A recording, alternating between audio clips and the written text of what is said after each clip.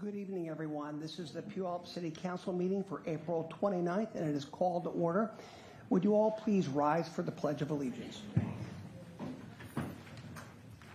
I pledge allegiance to the flag of the United States of America and to the republic for which it stands, one nation, under God, indivisible, with liberty and justice for all. Thank you for that. Good seeing everyone this evening. What a beautiful evening. With that, could we have a roll call, please, from the city clerk? Councilmember Adler? Present. Councilmember Dorr? Present. Councilmember Gilliam? Present. Councilmember Johnson? Present. Councilmember Whitting? Excused. Deputy Mayor King? Present. Mayor Castema? Present. Thank you for that.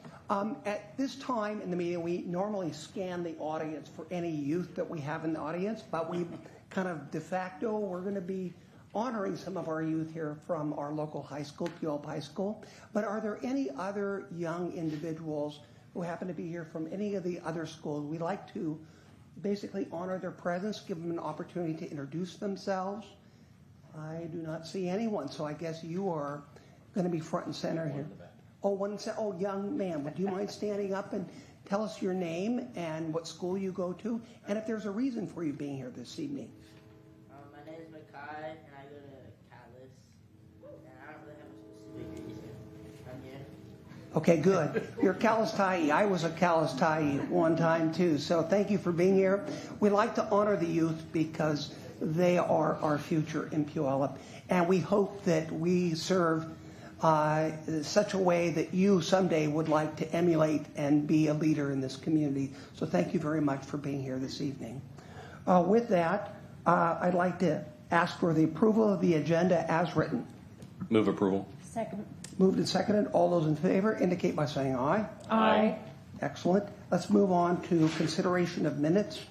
And 2A is approval of the March 11th, 2025 minutes. Is there approval for those minutes? Move approval. Second. Okay, moved and seconded. All those in favor indicate by saying aye. Aye. 2B is approval of the March 25th, 2025 minutes. Do I have an approval for those? So moved. Second. All those in favor indicate by saying aye. Aye. Approval of the April 1st, 2025 minutes. Do I have a motion to approve? Move approval. Second. All those in favor indicate by saying aye. Aye. Excellent. Now we have, I think, one of the favorite times for all of us. Presentations and proclamations. Let me first, we have a proclamation for the Puyallup High School basketball team who's brought tremendous glory to this community. Whereas the Puyallup High School boys basketball team has demonstrated exceptional skills, teamwork, and dedication throughout their season. Whereas the team has earned the distinction of making their first playoff championship appearance since 1971, a remarkable achievement that highlights their hard work and commitment to excellence. And whereas the players, coaches, and staff have worked tirelessly to represent their school, community, and the spirit of sportsmanship with pride and integrity. Whereas the success of Puyallup High School boys basketball team serves as an inspiration to students, athletes, and fans alike, encouraging perseverance, discipline, and the pursuit of greatness. And whereas this historic achievement deserves to be recognized and celebrated by the entire community. Now, therefore, I, Jim Castema, a graduate of Puyallup High School in 1978, mayor of the city of Puyallup, do hereby proclaim April 29th, 2025 as Puyallup High School Boys Basketball Team Day in recognition of their first playoff championship appearance since 1971. We congratulate the team on their outstanding achievements and wish them continued success in all their future endeavors. Would you please join us in giving a round of applause?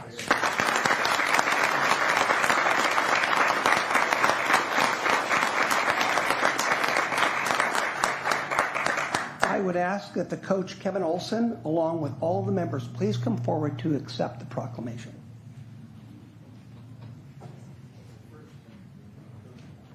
I'm going to take a photo with you guys so you can have it right there. There you go. Okay, you can all come over here. Coach, got a good photo of us.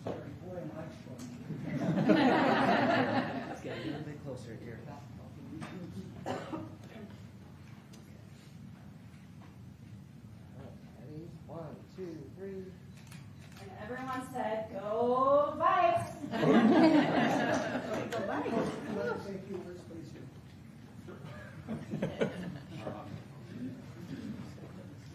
Well, first, thank you for inviting us and giving us a special honor. We appreciate that a lot. I will say that I'll claim Mackay. I'm sure he's probably here partially just because he's interested in city council endeavors, but he's also the son of our assistant coach, Mike Cofield. So, but yeah, thanks. It was an amazing run.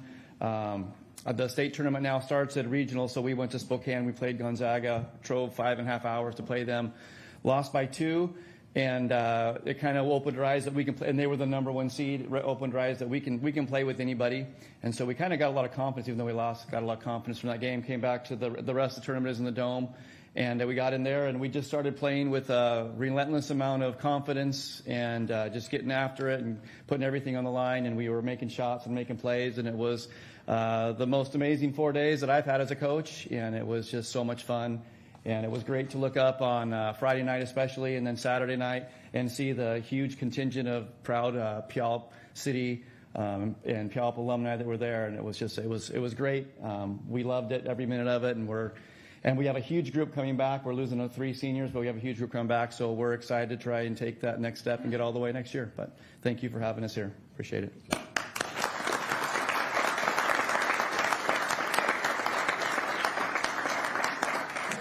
Well, I just want to say to the young men on the basketball team, thank you very much for bringing such pride to this community. Puyallup is one of those communities where people gladly say that they love this town. I happen to have grown up at grade school, junior high, high school, proud graduate, like I say, class of '78. So again, thank you for this, and I think you'll remember this for the rest of your life. Thank you. Okay, with that, we're now going to move on to the proclamation for the Puyallup Kiwanis Club. And we actually have for the Puyallup Kiwanis Club kind of a double award this evening. Cindy Jacobson, Representative Jacobson, is here from the state legislature, and I think you're out. Am I correct? Are you done? You finished? Okay, good. Unless it's a special session. Yeah. Excuse me. Did you say you are in a special session? No. Okay. No, don't say that. Okay. Well, enough.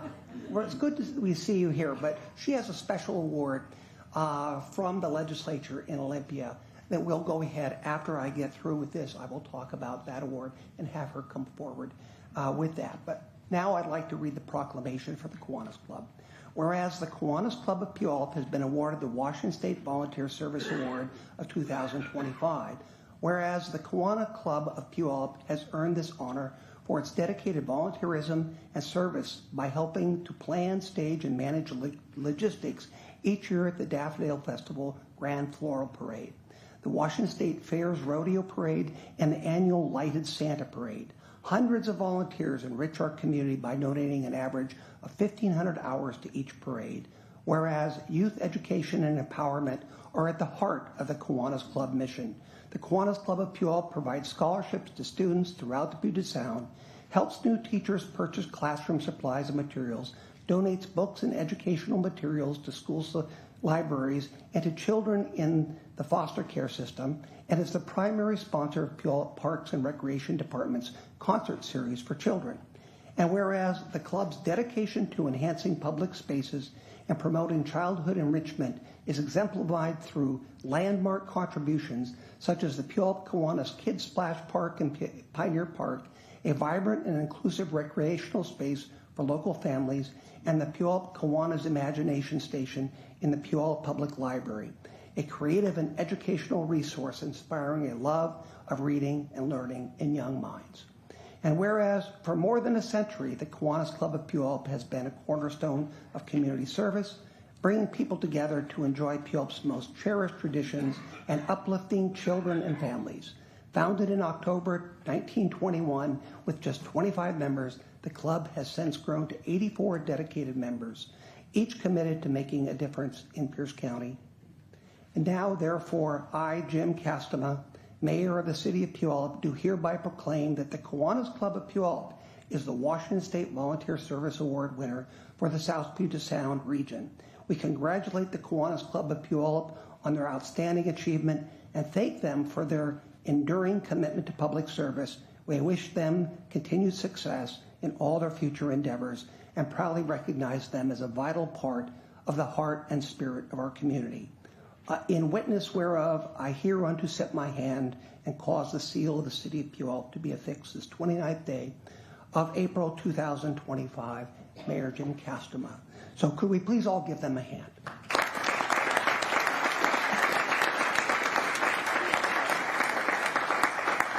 I'd like to have Tamara Peel, Mike Boyster come forward, and I'd like to be joined by my deputy mayor, who is a former president of the Kiwanis Club in Puyallup, very distinguished, and he is going to bring the award that the Kiwanis Club received in Olympia with him, and then I'd like to have Cindy Jacobson join us up here because I believe you have a certificate you would like to present at that time. Or she's saying, okay, Dennis will do that.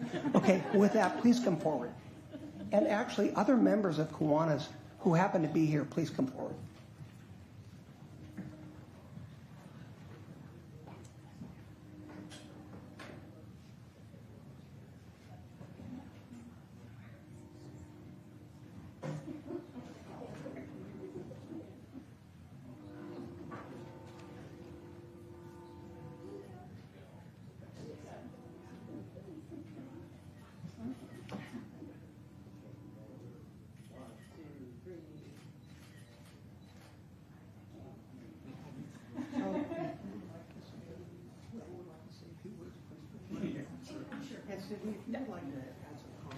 So when I heard about this award, the people that I thought of were the Kiwanis Club members, because they are the ones in the yellow vest that you see at every Puyallup event.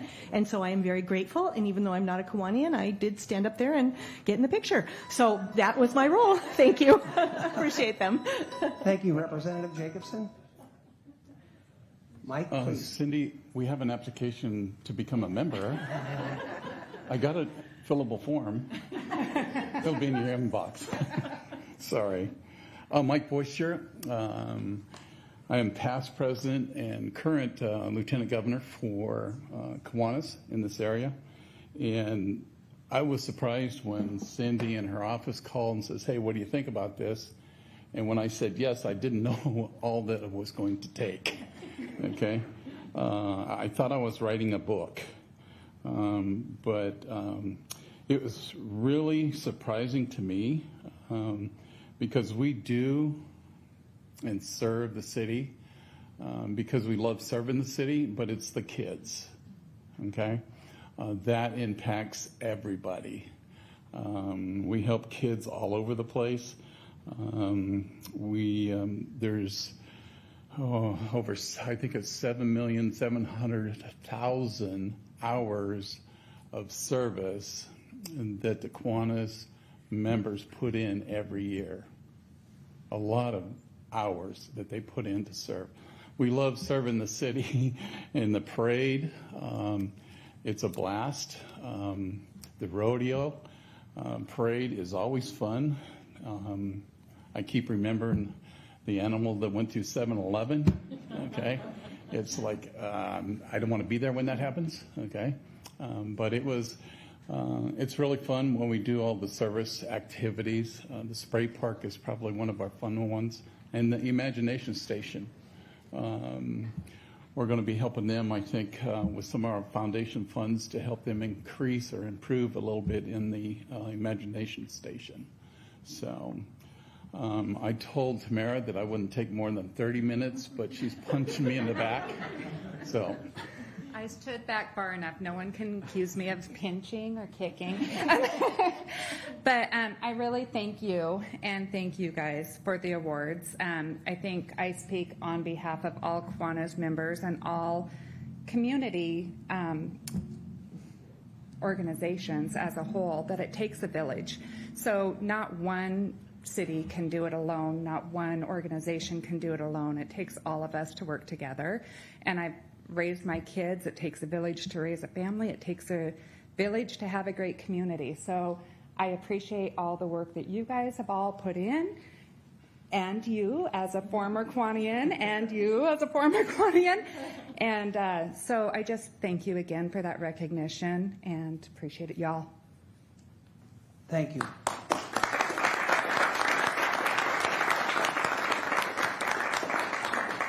Our third and final proclamation is for the National Correctional Officer and Employees Proclamation. Very often in Puyallup, we honor certain subsets of our employees who belong to certain professions. And correctional profession is one of those very, very professional organizations that we have an honor of having a group of our employees belong to. And with that, I'm going to read a proclamation for National Correctional Officers Week. Whereas National Correctional Officers Week was first proclaimed on May 5th, 1984 by President Ronald Reagan when he signed Proclamation 5187 to recognize the men and women who work in jails, prisons, and community corrections across the country. Whereas in 1996, the U.S. Senate officially changed the name to National Correctional Officer and Employees Week, recognized in the first week of May, and whereas the correction officers are dedicated to safeguarding residents in the city of Puyallup and ensuring public safety. Whereas correctional officers are responsible for supervising inmate conduct and behavior to maintain security within the facility while promoting positive behavior, attitudes, and skills within the inmate population in order to reduce recidivism and promote successful reentry into the community. Whereas correction officers strive to maintain a safe working and living environment inside the facility, often in the face of significant challenges and dangers. And our community recognizes the important work and sacrifices that correction officers make each day to protect the citizens of Puyallup. Now, therefore, I, Jim Castleman, Mayor of the City of Puyallup, Washington, do hereby proclaim May 4th through the 10th, 2025 to be National Correctional Officers Week in the City of Puyallup and encourage all citizens to join in honoring our congressional officers who, by their faithful and loyal devotion to their responsibilities, have rendered dedicated service to the community, remembering those correctional professionals who have made the ultimate sacrifice, as well as those who continue to face the daily dangers and challenges in our nation's jails and prisons. I witness whereof, and hereunto set my hand and cause the seal of the City of Puyallup to be affixed this 29th day of April 2025. Jim Castleman, Mayor. So could we please give them a hand?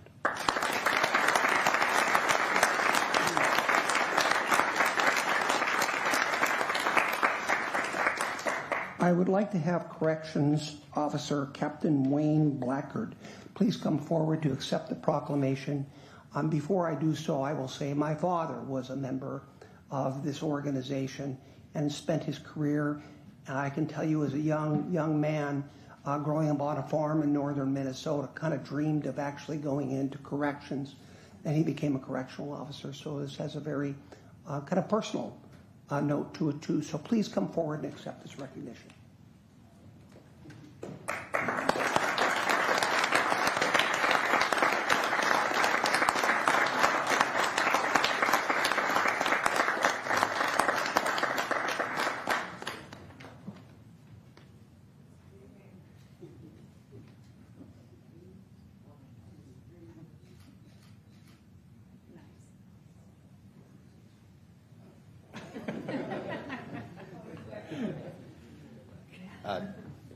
The Corrections Division would just like to thank the city for recognizing the hardworking men and women that are our corrections officers. I spent over 30 years in law enforcement, and I was recently assigned to corrections.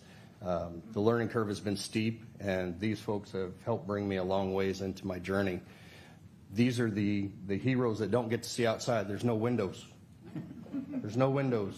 12 hours a day inside the entire time with some of the people that like them one minute, don't like them the next. They have done a phenomenal job in reducing those criminals that are out. They have worked tirelessly with our medical staff to ensure that people get the treatment they need.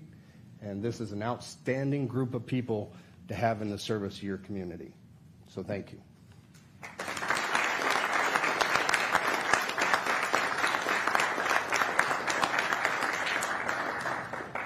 We will now move on to citizen comments. And citizen comments will be taken in person. Feel free to come forward Each person will be provided 3 minutes, and I will have our city clerk read those guidelines. Keep in mind, this evening we have 2 public hearings in addition. We have one regarding a development on the AOB lot, and we have another one regarding the comprehensive stormwater plan that City of Puyallup must pass. Each one of those involves separate public comments. So I want to make people very aware of this. If you want to speak exclusively regarding the AOB lot or that stormwater, you can wait to another portion of this meeting, but keep in mind at the time the limit on your speech goes to 2 minutes, okay? So you can do this, feel free. You can speak for 3 minutes at the public comment and 2 if you would like, for a total of 5. I just want you to know, for full disclosure, what you're capable of, or if you know what you're allowed to do. Or you could, if you would like to, just speak for the 3 minutes and address the subject matter that we'll have later on. Now, I hope that that is understood and is not too confusing. I just don't, however, want anyone to feel limited or shortchanged. Keep in mind, if you speak specifically at those public hearings, your comments go from 3 minutes down to 2 minutes. Okay. So with that, I will have our city clerk read the guidelines.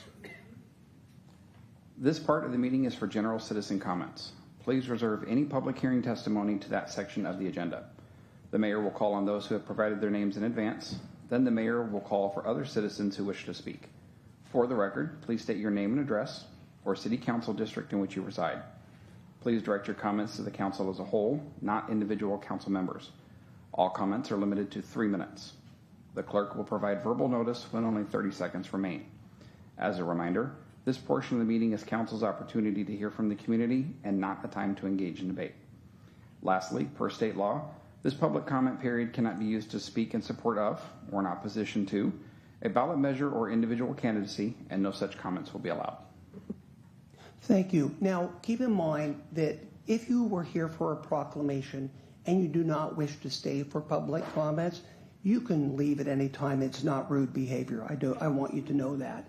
So feel free when public comments are taking place. If you'd like to stand up and exit, that is completely acceptable behavior. Okay? So with that, I'd like to ask the first person who would like to provide. I'll have a very short pause there.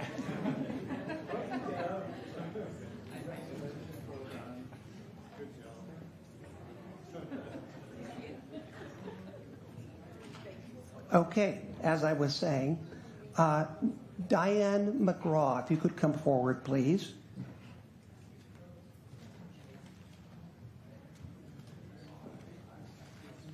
I'm speaking on behalf of the senior citizen place. I came here sick. I had cancer, I had stem cell replacement, and I would have died without it. I had nobody that I could talk to. My kids were busy all the time. And my friend said, let's try the senior citizen place. And I had no friends other than my Bible study friends. And the group took me in. I mean, I was so alone. I live alone. I was by myself and sick. All I wanted to do was stay in bed. And it has meant that to a lot of people at the Senior Activity Center. We need our parking lot. I mean, people can't walk. I mean, I've got Guillain-Barré now. I can't walk some days because it's constant.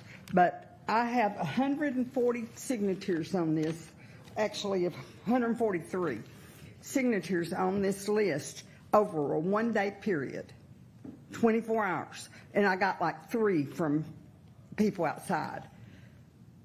We need our parking lot, and 40 places will not cut it.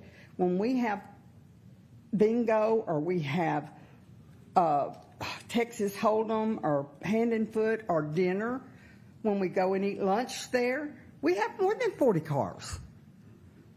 We need help. I've got a letter that that I wrote that I would like to present to the clerk for all of y'all to read. This means a lot to our people. I mean, y'all don't forget us because we're old.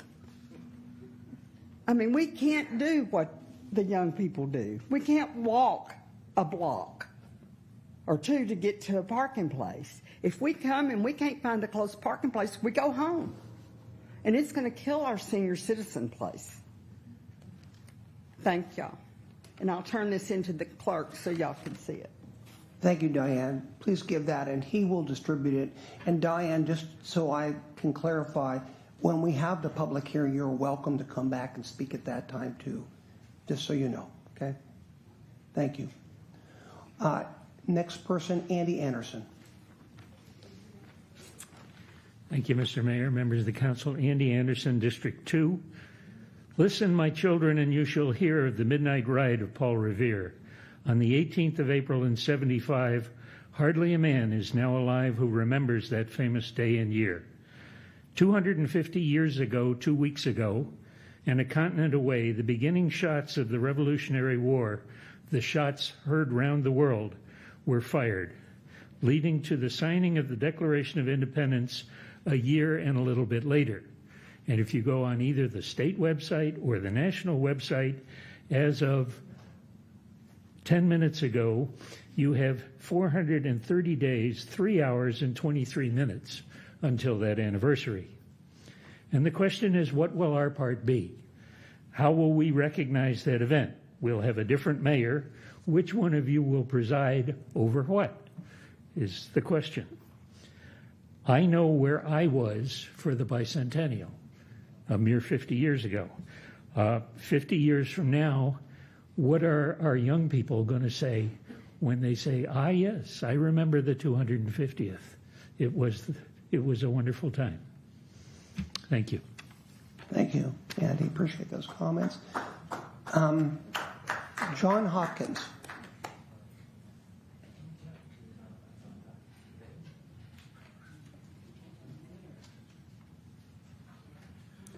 John Hopkins, District 1. A couple of things. First off, I hope you enjoy walking around the park because on Sunday there was a significant change. There's some fun pieces, so enjoy yourself. There's some good stuff out there.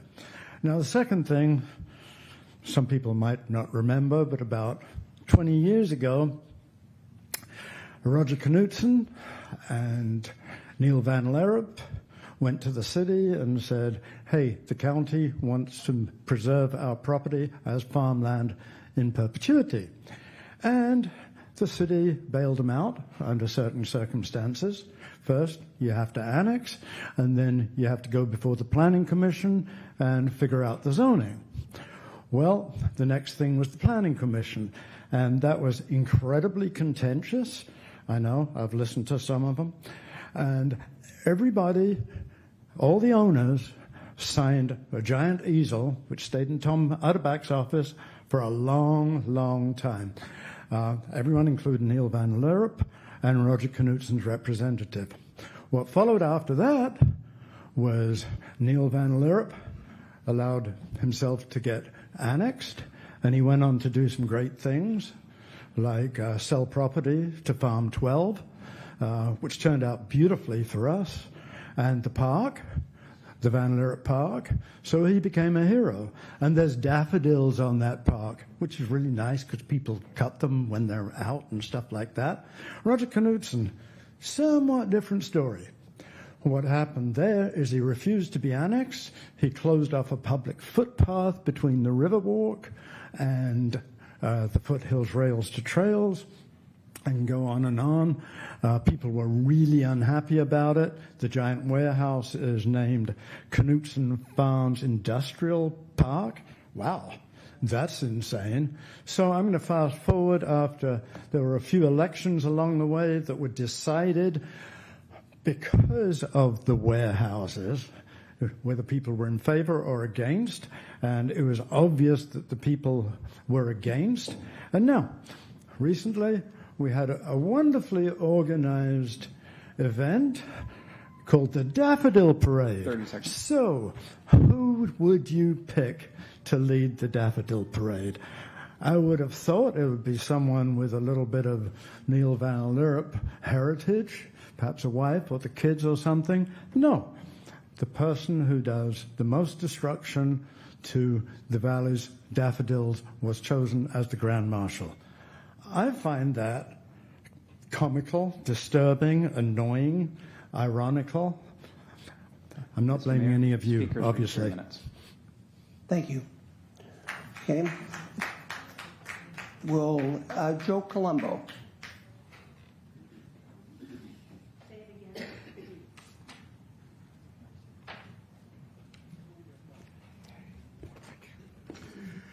Hello, Joe Columbo, District 2. My topic is about the Monster Truck Insanity Next Level tour that occurred at the fairgrounds 2 weekends ago. I first wanted to thank the 2 council members who took time out of their day to email me back when I emailed them about this. I appreciate that very, very much. There's a vehicle at this event that is extremely loud. It's so loud it can be heard as far away as South Hill Mall and over by Shaw Road.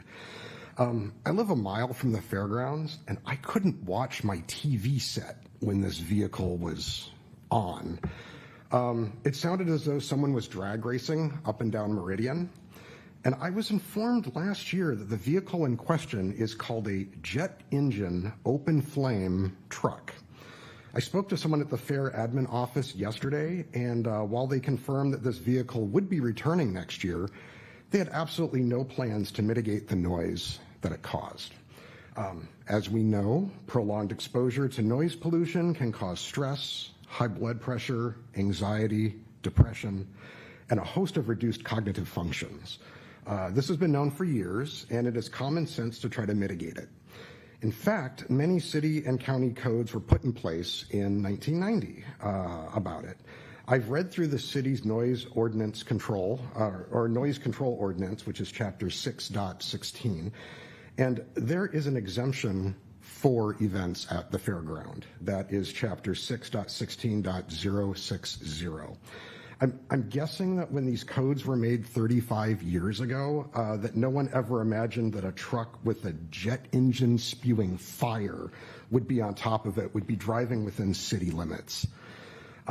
There's a reason that these monster truck shows are held away from densely populated areas or inside enclosed venues like the Tacoma Dome. We can all agree that an open-air arena in the center of the city's downtown core is an improper venue for this vehicle, and I encourage the city to find a way to work with the fair to eliminate the noise pollution that this jet engine truck that is impacting all of us that live nearby. Thank you. Thank you. Renee Mure.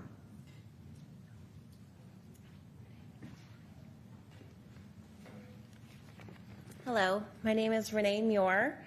I am District 1. Tonight I am here as a board member from the Puyallup Main Street Association, and it is for the AOB development, but I'm going to go ahead and just do it now. So, we at the Puyallup Main Street Association are in support of the proposed development of the AOB lot. Over the past few years, PMSA has invested thousands of dollars in creating the great downtown we currently have. This includes the stunning new murals, regularly pressure washing downtown sidewalks, removing or painting over graffiti as it appears, installing the historic vintage postcards down Meridian and elsewhere, regularly prettying up Puyallup with my trash pickup volunteers, creating a facade grant program with business signage and storefront improvements. Carrie works closely with building owners to secure desirable retailers, and in some cases has given financial assistance to bring some new retailers downtown. We grew our already popular events and added some exciting new ones. And we often hear positive feedback on how much residents now appreciate their downtown Puyallup. Additionally, our farmers market might be the largest pop-up farmers market in the entire Pacific Northwest. That was no accident.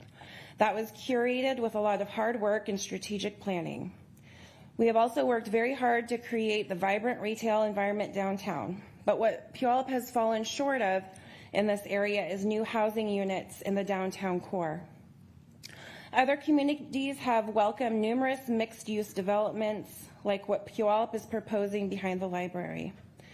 Clearly, this is a statewide and national trend, and in that the Puyallup area has fallen short. With the Cornforth Campbell site about to be transformed into 90-plus housing units, and now the AOB lot about to do the same, we at PMSA are very excited for the additional people moving to downtown Puyallup to take advantage of all that we have created. From a social media survey 3 years ago, it was determined that the community at large had a desire for three things: an ice cream shop, a bakery, and a bookstore. Lick Ice Cream and the Cat and Rabbit Bakery sell out almost daily, and an anticipated new bookstore is opening in the next 2 months. We currently have 26 restaurants and bars in our downtown core, a lot of awesome museums, and a lot of other things to enjoy here. So we are anxiously awaiting the new developments, and PMSA can't wait to welcome our new residents downtown. Thank you. Thank you. Paul Romich.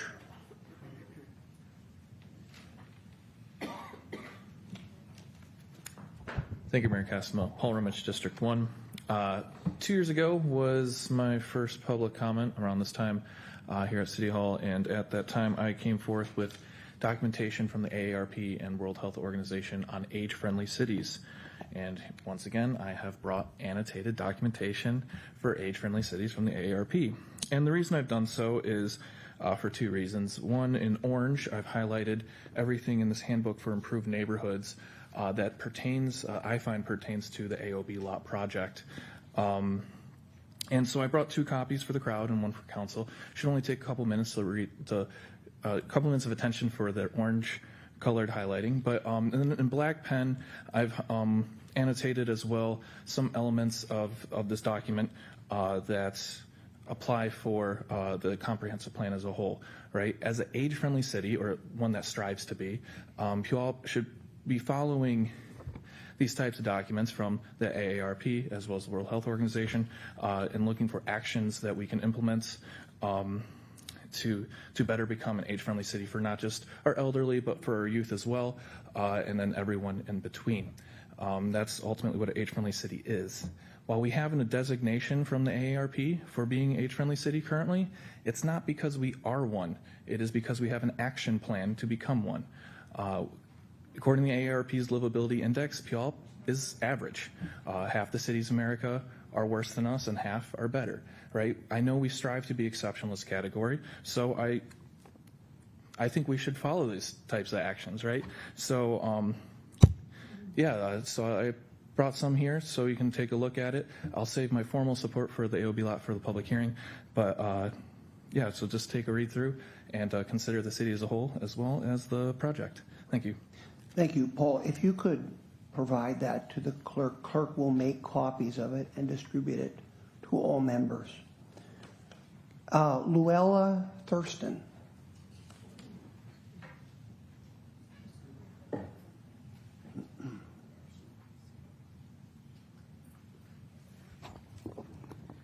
Hello, I'm Luella Thirsten. I live on 730 Fifth Avenue Southwest, downtown Puyallup, for 60 years.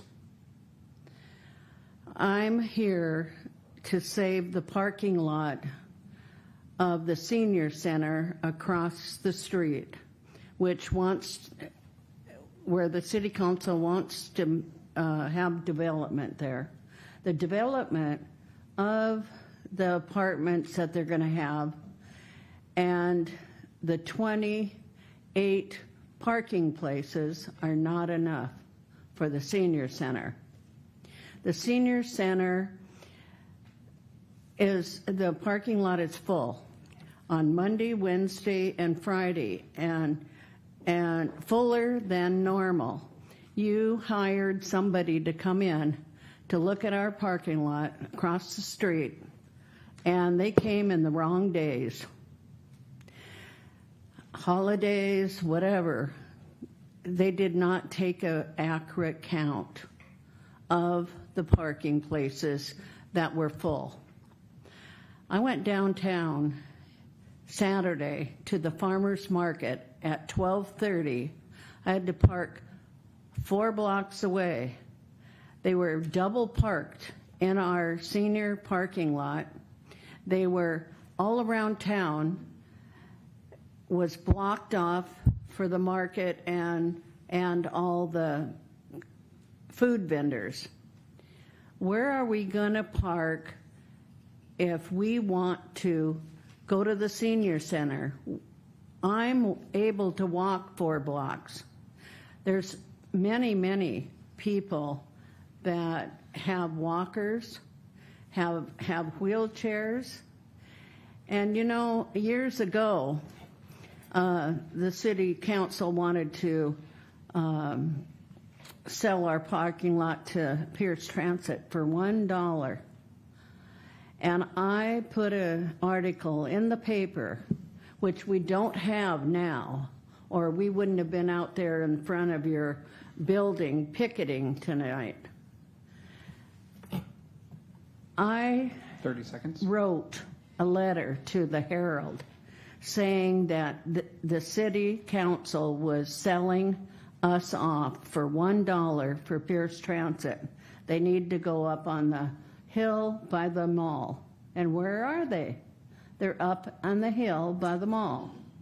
Okay, that's an example of, it's a beautiful, beautiful apartment building that you're going to build down there, but Mr. Mayor, 28 speakers reach 3 minutes. parking places are not enough.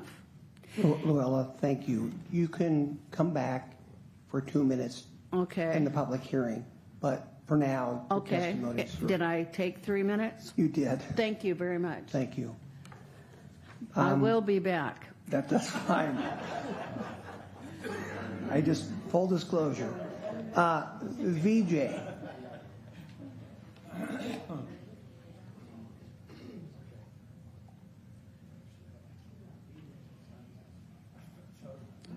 Hi, I'm Vijay, and I'm also a single person with no family, and I'm also a cancer patient. So when I'm feeling so lonely, so down with my cancer, there is no cure.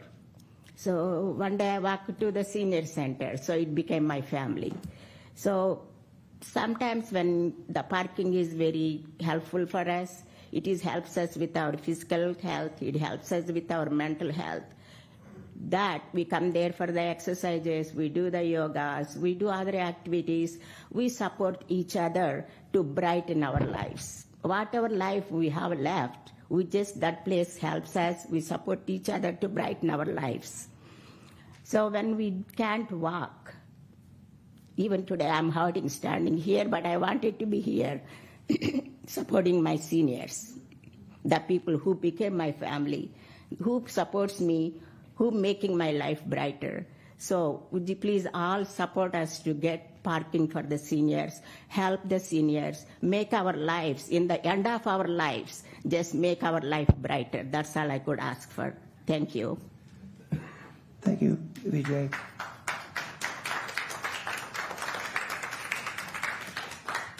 Angeline Escarido. I think she's out in the lobby. Yes, there you are. Thank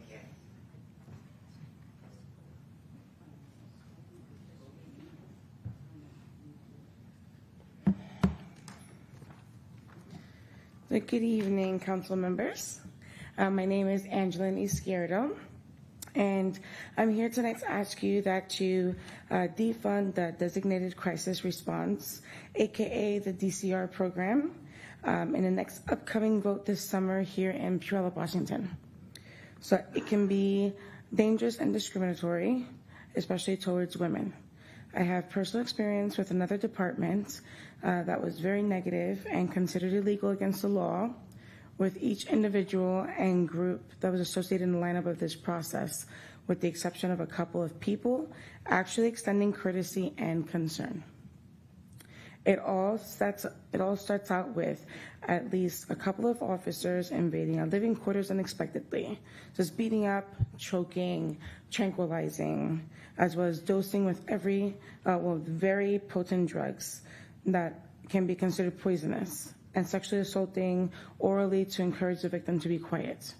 This led to me officially being a sexual assault victim and survivor, in which I stated openly to the entire hospital floor once I got there, and that hospital being the Good Samaritan Hospital. So it was a very traumatizing experience that I remain steadfast in sharing for awareness and empowerment purposes. So the involuntary program strips the human rights of each person admitted into this program. It isn't right in the case where there is a lot of misconduct performed by officers and medical professionals involved who choose not to allow the victim to express any concern or even ask questions about what is happening. Paperwork doesn't really get filled out accordingly, and unfair treatment follows as the time goes by. In my experience, I've witnessed doctors not even having a sit-down Q&A session with the victims to know their side of the story and even their medical allergies. They have also denied resources to all supposed patients too. This is not in accordance to Washington State Administrative Code, American Medical Association Principles of Medical Ethics, or other human policies for adequate medical care. This is how it has been for years and has to change. Part of this change would be to not follow through with this new program to encourage current inhumane treatments from continuing on forward elsewhere. So again, I urgently ask you to please discontinue funding the new DCR program before or upon reevaluation this summer in June or July, conducted by the Puyallup Police Department and the Good Samaritan Hospital. Please find an alternative route to the solutions you are looking for using humane and fair practices when dealing with people with suspected behavioral health disorders. Thank you for this opportunity to speak this evening, and I appreciate my voice being heard by all of you. Thank you. Thank you, Angeline. John Chontapowski.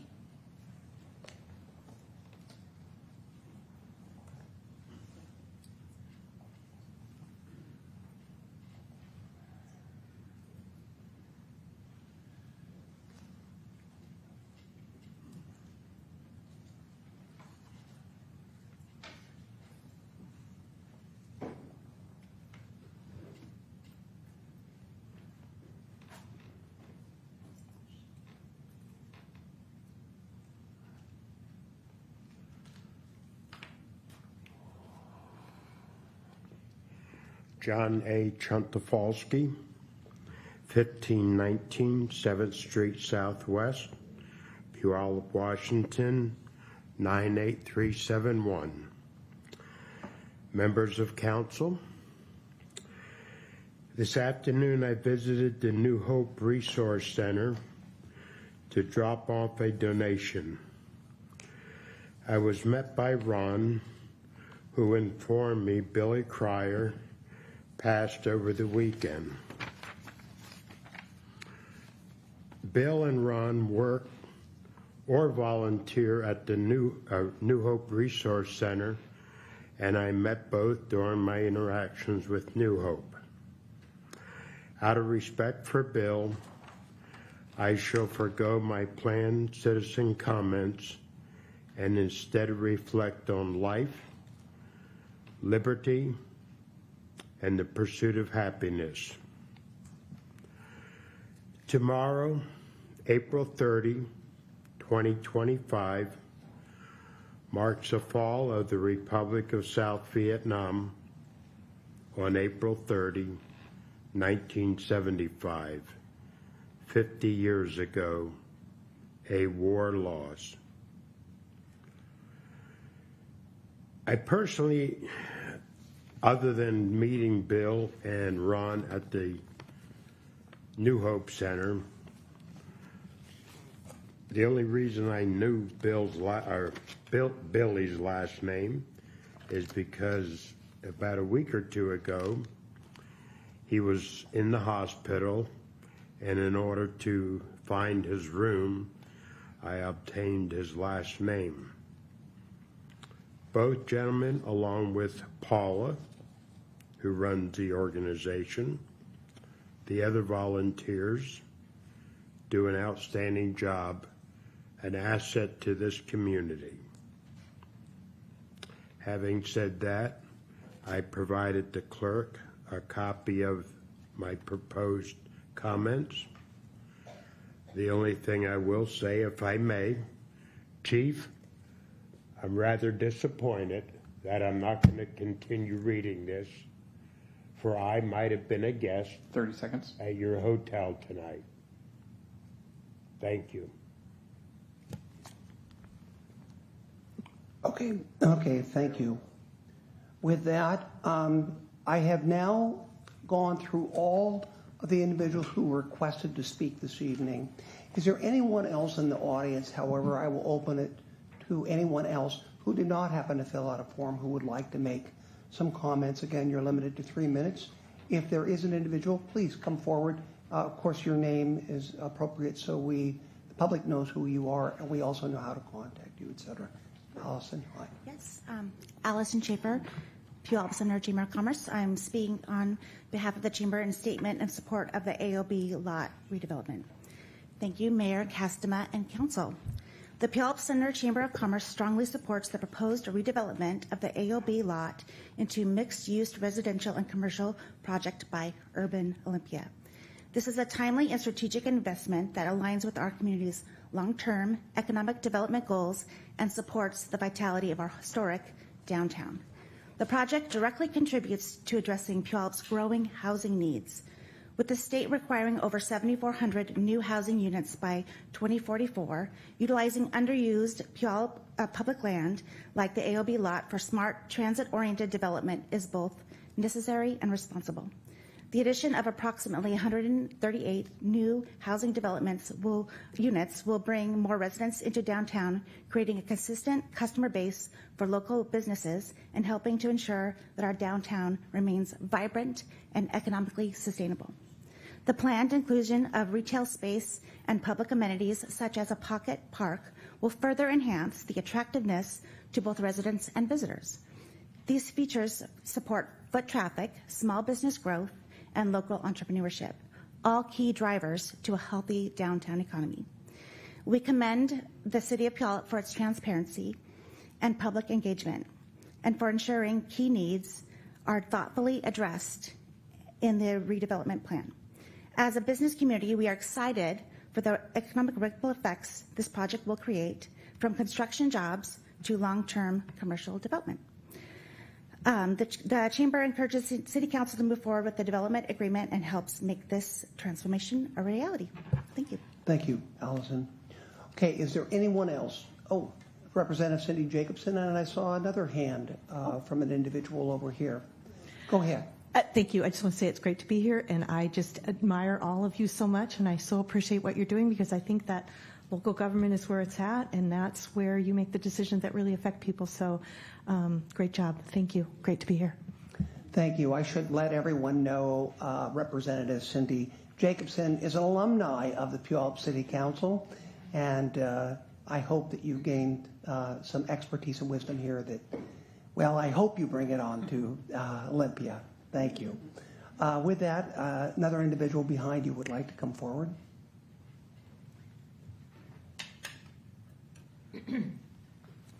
Mr. Mayor, members of the City Council, my name is Kay Betancourt, and I am a volunteer at the Senior Center. And I know you've heard all this before, but we are concerned about the parking. I never thought I would get to this age and be advocating for a senior center, but here I am. And so just wanted to let you know that I know that the building is very beautiful. We've seen the pictures, and I understand about the fact that we need progress. I get all that, but the senior center really needs to have the sufficient parking for it, because there are so many people that depend on it, so very many people. So I want to thank you for listening to me, and hopefully we can get this solved some way. Thank you. Thank you for those comments. Yes, sir, please come forward. Again, your name and your address would be very helpful too. Pat Sizik. I live at 323 4th Street, Southwest. and I have heard the comments from the seniors. I live right behind the parking lot itself. And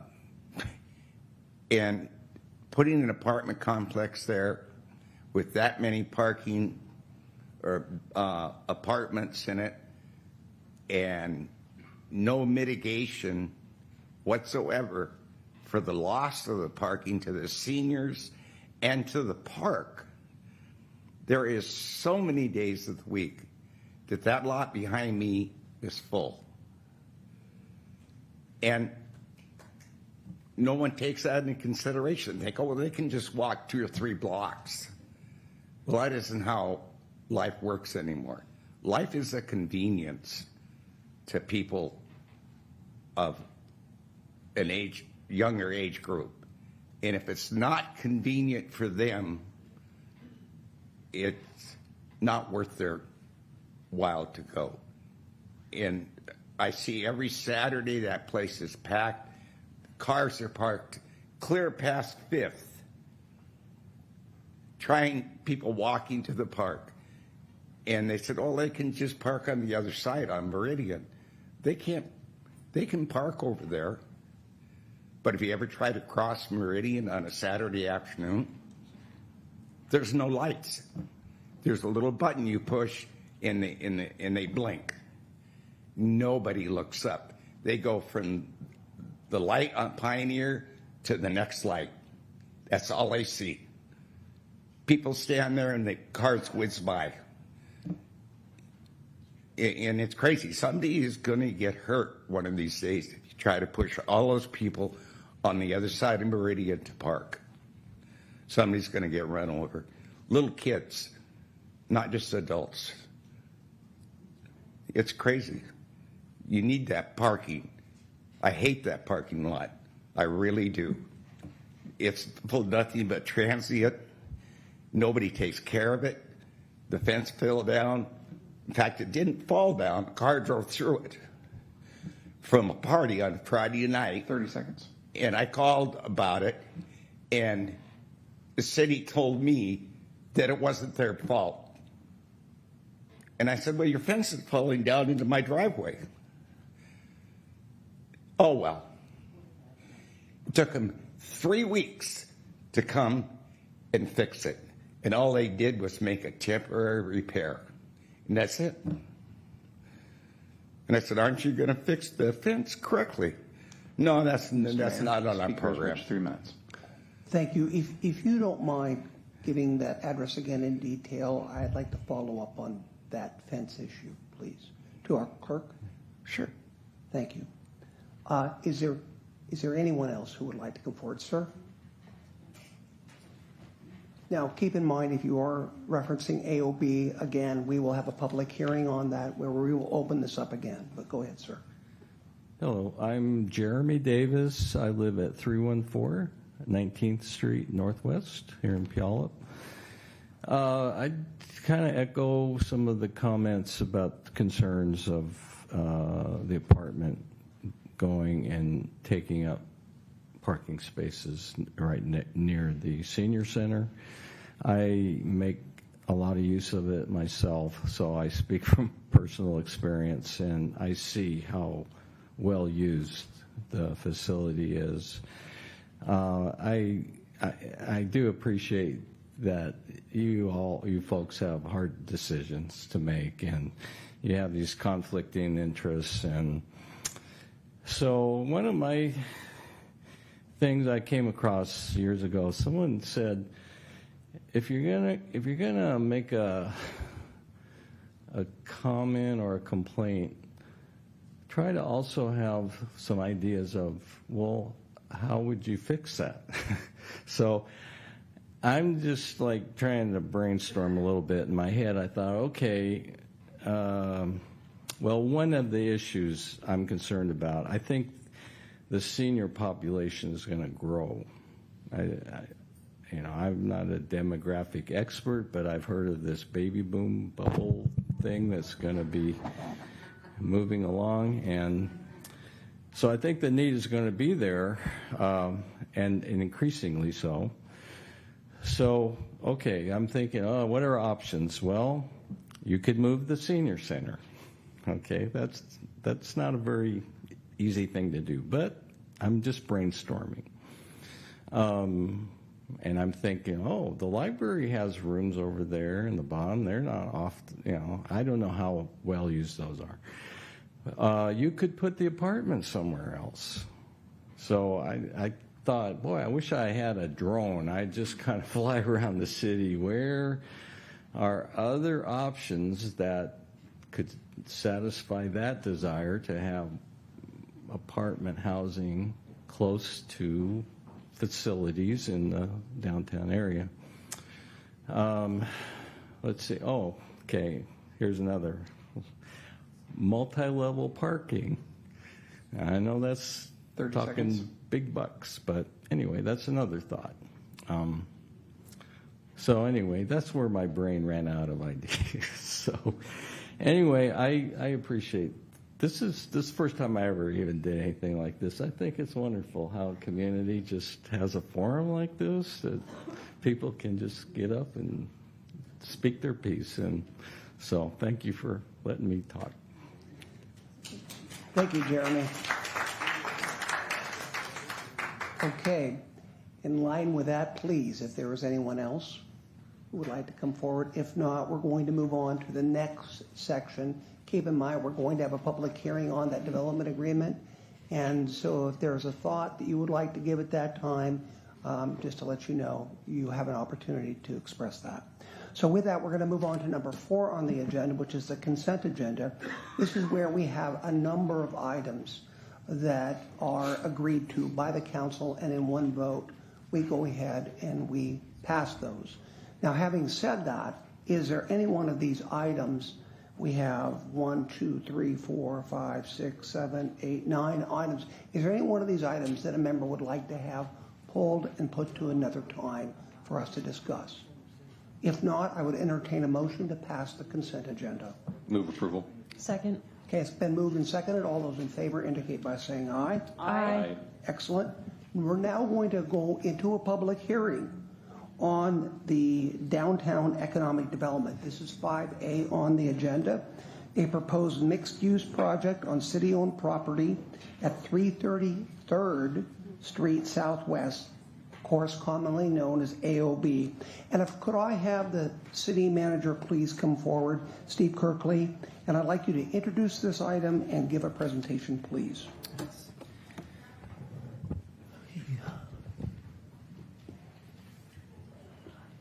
Okay, good evening, Mayor Castema and Council. Steve Kirkley, City Manager. I do have a presentation that we will provide to you.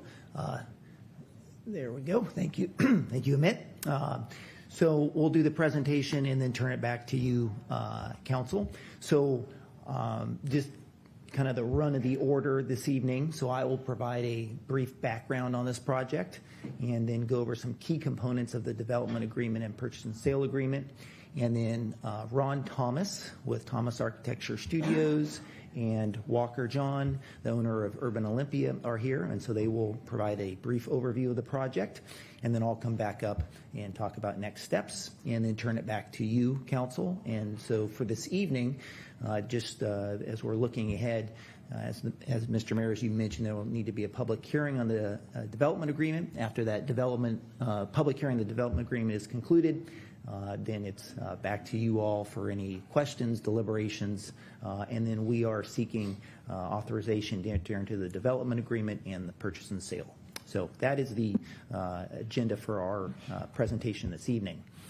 So just as background, I think every council generally knows, and members here this evening, where the AOB lot is, but just in case you don't, it's the yellow square, rectangle there. This is the administrative office building. It's a 1.1 acre site just right across the street from the library. It's about a half mile, or not half mile, less than half mile from the Sounder station, where you can catch the train and bus, and then near the public library. So that's just to orient you to the location. We were here back in March on the 11th and presented this proposal to you. Staff had been working with Urban Olympia and Thomas Architecture over the past several months to put together a proposal to present to you of a mixed-use development. And when we say mixed use, again, that means it has a mixture of residential and commercial. The other thing is that this isn't something that just came to you in March and out of the blue, so to speak. This type of development has been something that the City Council and the community have envisioned for literally a couple decades. As we went back and looked at the downtown economic development plans, the different charrettes that occurred, the comprehensive plans, this has been a focus of all of those for 2 decades, literally. And so we are back before you today to give that vision concrete steps. At that March 11th meeting, Council directed staff to bring back a purchase and sale agreement and development agreement. So we are back here this evening doing that. So just to go over a few things with the development agreement, some key terms. First of all, the developer's Urban Olympia. As you saw at the last session in March 11th, they have a pretty extensive portfolio of these types of projects in Olympia and in Lacey. They focus on mid-level markets like Puyallup. They don't develop in larger cities. It's more in Olympia, Lacey, Puyallup, and has quite the track record. This evening, unlike March 11th, Walker and will not go through every project he's done. He'll really just focus on the Puyallup project. But they do have quite an extensive track record. As I mentioned earlier, this project is 138 units. That would be a mixture of 2 bedrooms, 1 bedrooms, studios, and studio alcoves, which Ron or Walker can describe in more detail later. We had the parcel appraised recently, and the fair market value is $1.9 million. And so Urban Olympia would be paying the city the fair market value of the property. In terms of just a few key proposed terms of development agreements, often in development agreements that have come before you, there's quite a few deviations from code. There really aren't in this development agreement. It's very straightforward. One that is very important is Urban Olympia has agreed to pay for, construct improvements to the right-of-way there on 3rd Street. And so they will put in a new sidewalk, do new grading on the street, and 29 angled stalls that will go from Pioneer, in essence, the whole length of the project. We estimate that's about $295,000. That's our engineer estimate, but they would be responsible for that. Of those 29, we are proposing that at least 20 of those are reserved for Senior Activity Center. So we would develop a permit program that senior activity patrons would have, and those stalls would be Monday through Friday, 9 to 5, exclusively for the patrons of the activity center. A few other just minor components of the development agreement. Urban Olympia is requesting 0.7. Typically, in our code, it requires 1 parking stall for 1 unit. In this case, they are asking for 0.7 per residential unit.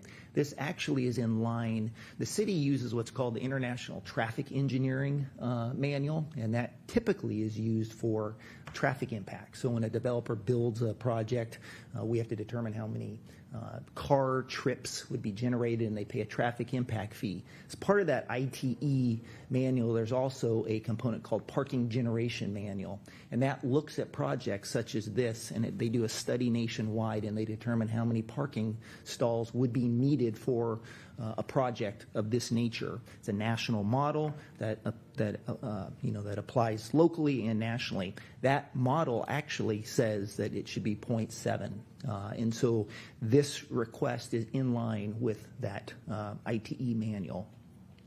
The other components, they are asking for slight deviations in the size of the parking stalls. So there will be 2 types of parking stalls, a regular parking stall, a compact parking stall. The regular parking stalls, they're simply just asking that they be 2 feet less in length. And then in the compact stalls, it's 1 foot. So it's really not a significant deviation. Our parking stall is quite outdated. We probably need to update that, to be candid with you. The other components is they are asking for, typically when you have a 2 different zones, so in this case you have a CBD core zone, which the AOB lot is. Adjacent to that is a mixed-use or multifamily zone. When you have two zones that are connected, you need to have some type of buffer between those two. And so in this case, there would be a requirement for a 12-foot landscape buffer and a fence, a 6 to 8 foot fence. They are simply asking not to have to put up the fence and reduce the landscape buffer from 12 feet to 8 feet. And then the last one has to do with the setbacks. So buildings, per our downtown design guidelines, do not favor just going straight up vertical. They like to have some angles or setbacks in the actual building as you go up in height, and Ron can talk in more detail about that if needed, but they are asking for a slight reduction in that, and so some components of the building would be straight up, but other components would be set back. That's the extent of the request. This is just simply the milestone, so we've included within the development agreement milestones, and this is to ensure that Urban Olympia and, quite frankly, the city comply with the agreement. And so you see here, these are the target dates. What that means is here's what we're aiming for in terms of these different milestones. There are also outer dates on this, meaning if the city or Urban Olympia does not meet the outer dates, which aren't listed here, then the contracts certainly could be voided. The project is about a 3 to 4.5 year window, is basically. So the outer date is 4.5 years. The proposed date is about 3 years from the time the development agreement is signed to when they would be done with construction. So that's the extent of my component. I'm going to turn it over to Ron Thomas, who you've met at the March 11th meeting, and he will go through a high-level overview of the actual proposal. Excuse me, City Manager Steve Kirkley. Yep. I have a question, and Councilmember Johnson, is the question to Mr. Kirkley? Yes. Or, Yes. Okay, please go ahead. Yeah, Steve, I just wanted to go back. Could you pop a couple of slides back? I just want to make sure, because I think I heard you verbally say something, and then the PowerPoint slide said something different, so I want to make sure I heard correctly. Okay. So, the one after this, I think, right there. So I think you mentioned there was a required 12-foot setback, and then you mentioned they requested, I think, 4, but I think you said 8. So I just want to make sure it's correctly there. So just for the record, they're requesting 4, not 8, not 12. I apologize if I was not clear. They are requesting an 8-foot landscape buffer deviation. The requirement is 12, and so they're requesting 4 feet reduction. Oh, 4 feet reduction. Yes. Reduction. If I wasn't clear on that, I apologize. Yeah, I just want to make sure that publicly there wasn't any misunderstanding, just for the record. Thank you. Yeah. Okay, with that, Ron Thomas or Walker John, whoever like to come forward. And if I get this correct, could you just, Ron, tell us how you fit into this program? My name is Ron Thomas. I'm the president of Thomas Architecture Studios. I have been working with Walker for roughly 18 years. 20 years prior, I was the architect for your senior activity center and condo project. Prior to that, I was the architect for your Pioneer Park Pavilion. So I'm very familiar with your city. Love it and very passionate about it and care very much for your seniors as well. However, I do want to say that our firm focuses a great deal on urban redevelopment. This idea of the gap in our housing has only been exacerbated over the last 2 decades, and the anticipation of this project is consistent with what the council's anticipation was 2 decades ago. This was envisioned as a future development site, much as the Senior Activity Center was a public-private partnership. So basically, the city's been working at this for 20 years. We never anticipated the AOB site would take this long to do. We had a pandemic and other challenges in there. So I'm delighted that we're back here today with a developer that delivers. And I can't stress that enough. We have over 500 units in downtown Olympia, and our firm has done over 3,000 units during that 18 years. And so this project here, again, a significant site in downtown Puyallup. Our projects are very urban in nature, thus the request in the development agreement for a slight deviation in the setback of units. And I'm just going to point out, as I go through this, 138 units, a variety of studios, alcove 1 bedrooms, 2 bedrooms, purposely a wide variety of units throughout. It's 4 floors of housing, over 1 floor of commercial and parking. There are other common areas, lobbies and things on the main floor. All of our commercial is focused. Let me see if I can go back one level here. Commercial is focused on Pioneer Street purposely to activate that street.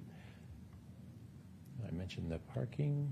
And this, I'll go back one here. This shows the articulation. So even though portions of our building along Pioneer, that's meant to say a strong facade, but you'll notice the building does jog in and out all along 3rd Street, all along the west facade, and even the south facade. So there's a great deal of horizontal and vertical articulation throughout the entire site. This is the corner of Pioneer and 3rd. The project will address those streets very strong. It does have other, you can see belt courses at the 4th and 5th floor, strong cornice lines. So this is considered a tripartite. So it has a strong base, middle, and top. This is meeting in some of the kind of neo-traditional character of a lot of Puyallup. We think the brick on the facade, a lot of the public street facades, doing that in brick is a hallmark of our firm working with Urban Olympia. They make this commitment. Believe me, that brick costs a lot more than hardy board, but it's the type of projects that Walker likes to do. Also, it shows the activation of that street there as well. The building is actually set back slightly from the property line, creating a little bit more width for the sidewalk adjacent. And then all along 3rd Street was mentioned, the parking for the senior activity. We've heard feedback this evening that they would like to see, if possible, more ADA compliant stalls. Currently shows for 5. I've even heard the number of double that. So that's something we'll certainly work with the city to study going forward. We're only in the schematic design, early schematic design, so there's a lot of design to finish on this project, and we'll look to see what we can do to address some of their concerns. This is along 3rd Street, and so the large setbacks that you can see of that east facade, variety of materials on there, and this is showing the parking, and our proposal is actually a raised crosswalk on 3rd Street, so basically the seniors can cross from the sidewalk and stay at that level until they're on the east side of 3rd Street, reducing barriers. And the ADA compliant stalls are clustered around that passage across 3rd Street as well. This is the southeast corner of the facade. That facade is angled similar to the way the library and the parking lot is, meant to pick up on those angles. And you can see it stepping down to a lower facade on the south. This is some of the artwork that is proposed. So in screening the parking lot, and also this happens to be right on center with the access road, an alley that accesses the Senior Activity Center. Sorry, some regional art. We're suggesting that that be installed on that lower level. And finally, an evening shot.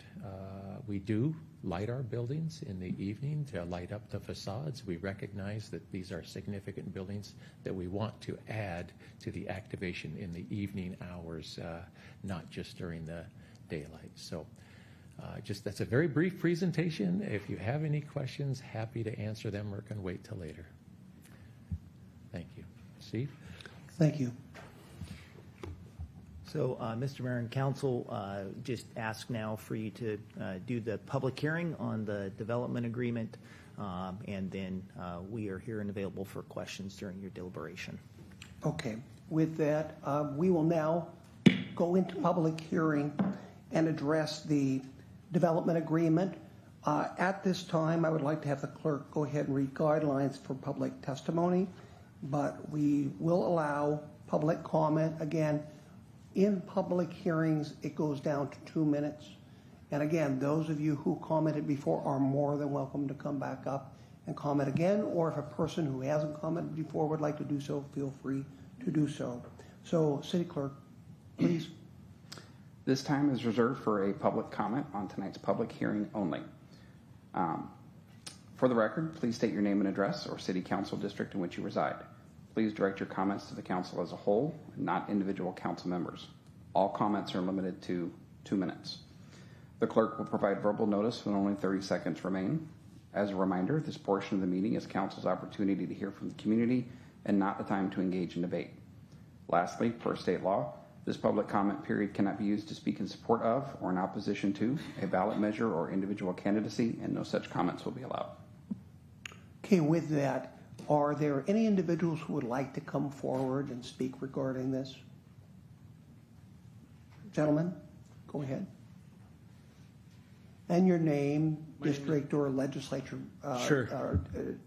District, excuse me, would be helpful. Sure, my name is Joe Stinson. I'm an owner of a condo that's right next to this, and apologies, I kind of came here spontaneously, so this isn't the way I typically dress for one of these, but my comment's simple, it's not going to take much time.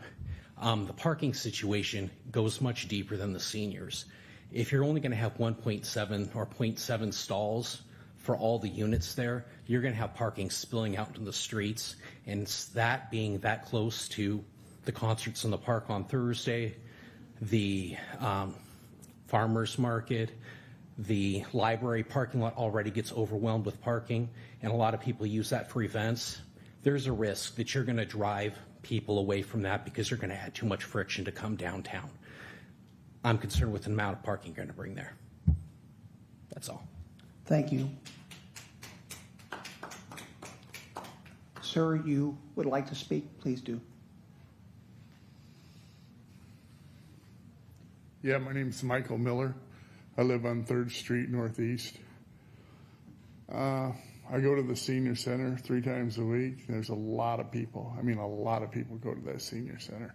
They go, they exercise, they have lunch there, they play cards there. They're busy all the time there.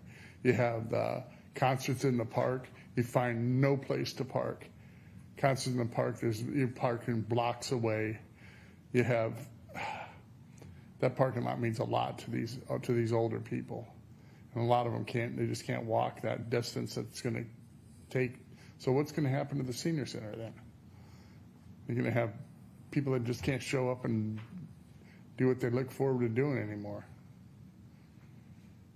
Thank you. Thank you. Is there anyone else who would like to come forward? Yes, please, go ahead. Yeah, my name is Pat Cizik. I live at 323 4th Street, Southwest, District 1. And taking that parking lot away, which I stated earlier, I really don't like to begin with, and I've lived here for over 50 years in that same house, is ridiculous.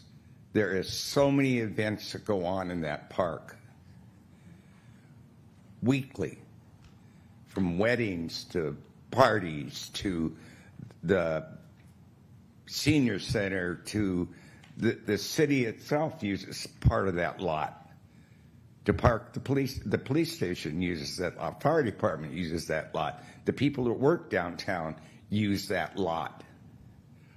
You're going to tell all those people to go park somewhere else.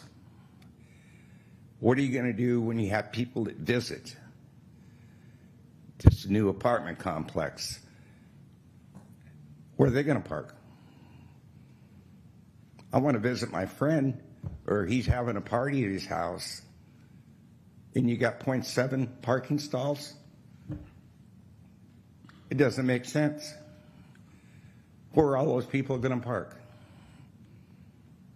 There's just not enough parking downtown for the center of town 30 seconds. To be taken away. And I realize that life has to go on. We have to modernize just like any other city. But I think taking that particular parking lot away from the park area where there's parades 3-4 times a year, there's events going on there every weekend, all spring, summer, and fall. It's a waste of all it's doing is going to cause a traffic jam in the rest of the city. Thank you, Pat. Okay, yes. Paul Romich, please. I just happen to know you, that's why. Yeah, thank you, Mayor Cassima. Paul Romich, District 1. Yeah, so I get that change is scary. As every day we don't do something, though, our city is changing. It's becoming more exclusive and more expensive. So again, one thing, nothing you'll find in this document that says don't build the AOB lot project, right? So eliminating underused parking lots. Right now, AOB lots practically empty, right? Homes are homes. We're in the middle of a housing crisis. We're playing a game of musical chairs where we have a lot of kids, adult children, sitting in their parents' laps. And we also have a lot of people just standing around in this game of musical chairs. And that's just a problem in general. And so building this will help become an age-friendly city. A lot of the concessions align with that. Permit 100% lot coverage. We're not doing that with this project. We're giving some concessions to get close to 100%, but that's appropriate for historic and downtown areas. So lot coverage rules should be removed. And then another one is say yes to mixed income multifamily housing. Their projects in Olympia are very affordable, even at market rates. And so I think, what's more accessible than a parking lot is housing right across the street from the senior center.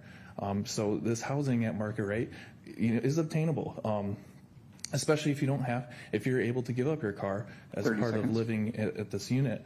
Then you can use the savings, to help, afford rent. Fixed income is a cost consideration. And then also ability. Driving is very much gated by ability. A lot of our seniors age out of the ability to drive. All three of my grandparents who are still alive can't drive because they're just too old. They're in their 90s and they feel alone at home because they don't have the ability to connect with anyone in their community at the time. Thank you. So I support this project. Thank you. Okay. With that, anyone else wishing to come forward? If not, I will close the public hearing at this point. I will entertain a motion to approve a resolution authorizing the development agreement, and then we will have discussion. Councilmember Johnson. Thank you, Mr. Mayor. I'm not necessarily seconding or making a motion. I was hoping to have some discussion first before we make a motion to consider it. I don't know if that would be appropriate to have discussion I think we have to have a motion before us, and then we will have discussion before passage. But before we discuss it, we have to have a motion with a second. Motion to move. Is there a second? I'll second that. Now let's move on to discussion. Councilmember Johnson. Yeah, thank you, Mr. Mayor. A couple of questions. I want to ask the developers, if possible, or maybe staff could answer on their behalf. It's somewhat appropriate, but maybe a little bit of a digression, but I just want to get a full package of kind of your wheelhouse and what you specialize in or what other products you offer. So it looks like, according to what you were sharing that you've put together approximately, I think, 500 units in Olympia area and over so many thousand abroad. Does your company offer any other products or menus of housing or development, like hotels or townhomes or any other products, or are you exclusively and only an apartment developer? Can you give me some ideas just for broader scope? We are almost, I would say, 80 to 90% multifamily. So we do some retail, like a lot of our stuff's mixed use, right? So we have a project in Lacey that's about 60,000 square feet of retail with 365 apartment units. And, it's kind of connected with pedestrian ways and whatnot. So, my history in commercial actually started with retail, and I sort of got a passion for urban development, hence Urban Olympia is the name. So almost all of the stuff we focus on our urban areas. The project I'm referencing in Lacey is a little more suburban, but we did it in sort of a kind of an urban pedestrian connectivity kind of way. So, but like single family housing, no. Condos, no. Hotels, no. That's kind of townhomes. I've done a few townhomes, but they're not like for sale. They're just for rent. Yeah. So anyway, yeah, I've done 2 different projects that had townhomes in them, and it was just really a urban planning kind of exercise where we had a building and we had something we needed to do, kind of fill in the space from a urban planning perspective, and it made sense, and we put some in. So okay, great. And then the second question I wanted to ask is, and forgive me if you've answered it before, I don't recall, but I saw that some of the variety of the apartment options in the menu that you're proposing here, stated a lot of different sizes, some studios and some 2 bedrooms. Can you give me some guesstimations? I know we can't predict, but what are some of the rent, expectations for these? Obviously, they're going to be new and they're upgraded, so they're not going to be like your, kind of your. I'm just guessing, studio in the 1,500 range to, 2,500 or so for a 2 bedroom. Okay. So just Olympia market, new studio is around 1,300 to 1,400. 2 bedroom is 2,200 to 2,500. In that vein. So, in follow up to that question, and I haven't done any research. I'm happy to do a little bit more research, but I suppose that some of these units, if they chose to, and it was within their range, some seniors could certainly live there. In fact, and commute there, and we have kind of a downtown vibe. So right? One of our projects is a block from a senior housing project in Olympia, and there was some rent escalations in there that some people were unhappy with, and so we ended up getting a lot of folks that came over and rent apartments from us. Yeah. So absolutely, yeah. Yeah. I know many of the folks, not all, but I know a majority, many folks that live in the condos, I think, participate in some of the senior activities downstairs, and they obviously have been able to purchase, in that case, units there and enjoy the walkability without having to commute. I realize it doesn't equate to everybody, but one option to consider is that, with this many units available, those folks who may really want to transition from, a larger place, all the upkeep, to a renting downtown and being an age-friendly city, this could provide housing alternatives for them in a simple living of a studio or 1 bedroom or something like that. Yeah, It might for sure. provide some options for them as a resource for some of the aging in place folks that want to do that. So I do think we need to remember that, and I think that we're seeing and I'd love to do some research. I think this could be interesting, but for whatever reason, the city of Puyallup has had a resurgence of investment specifically for senior apartments and housing. I mean, significant. I don't know how many hundreds and maybe over 1,000 units up on South Hill. And I'd be curious to find out kind of what the pricing is. And my suspect is it's probably very consistent with what's there. It's probably more expensive, honestly. Yeah. I know. So I guess, they do provide other services that, sure. But some folks, it's a different model where, my mom, we just put her in an active senior community, and she's having an incredible time because of the social aspect of it, and so, my guess is it more expensive? Yeah. So again, I just want to remind, step back. I don't have all of the answers to solve some of the issues, but when we step back, this actually could be an answer for many seniors who want to live nearby and maybe live a little bit less than where they're at now and still be in the downtown vibe. So anyway, I just thank you for answering those questions. I may have more, but that kind of kicks off my thought. Thank you, Mr. Mayor. Thanks. Thank you. Councilmember Gillian. Thank you, Mayor Castema. I was just curious, and this might be for the city staff, how many parking spots are currently in that space? I'll let you go.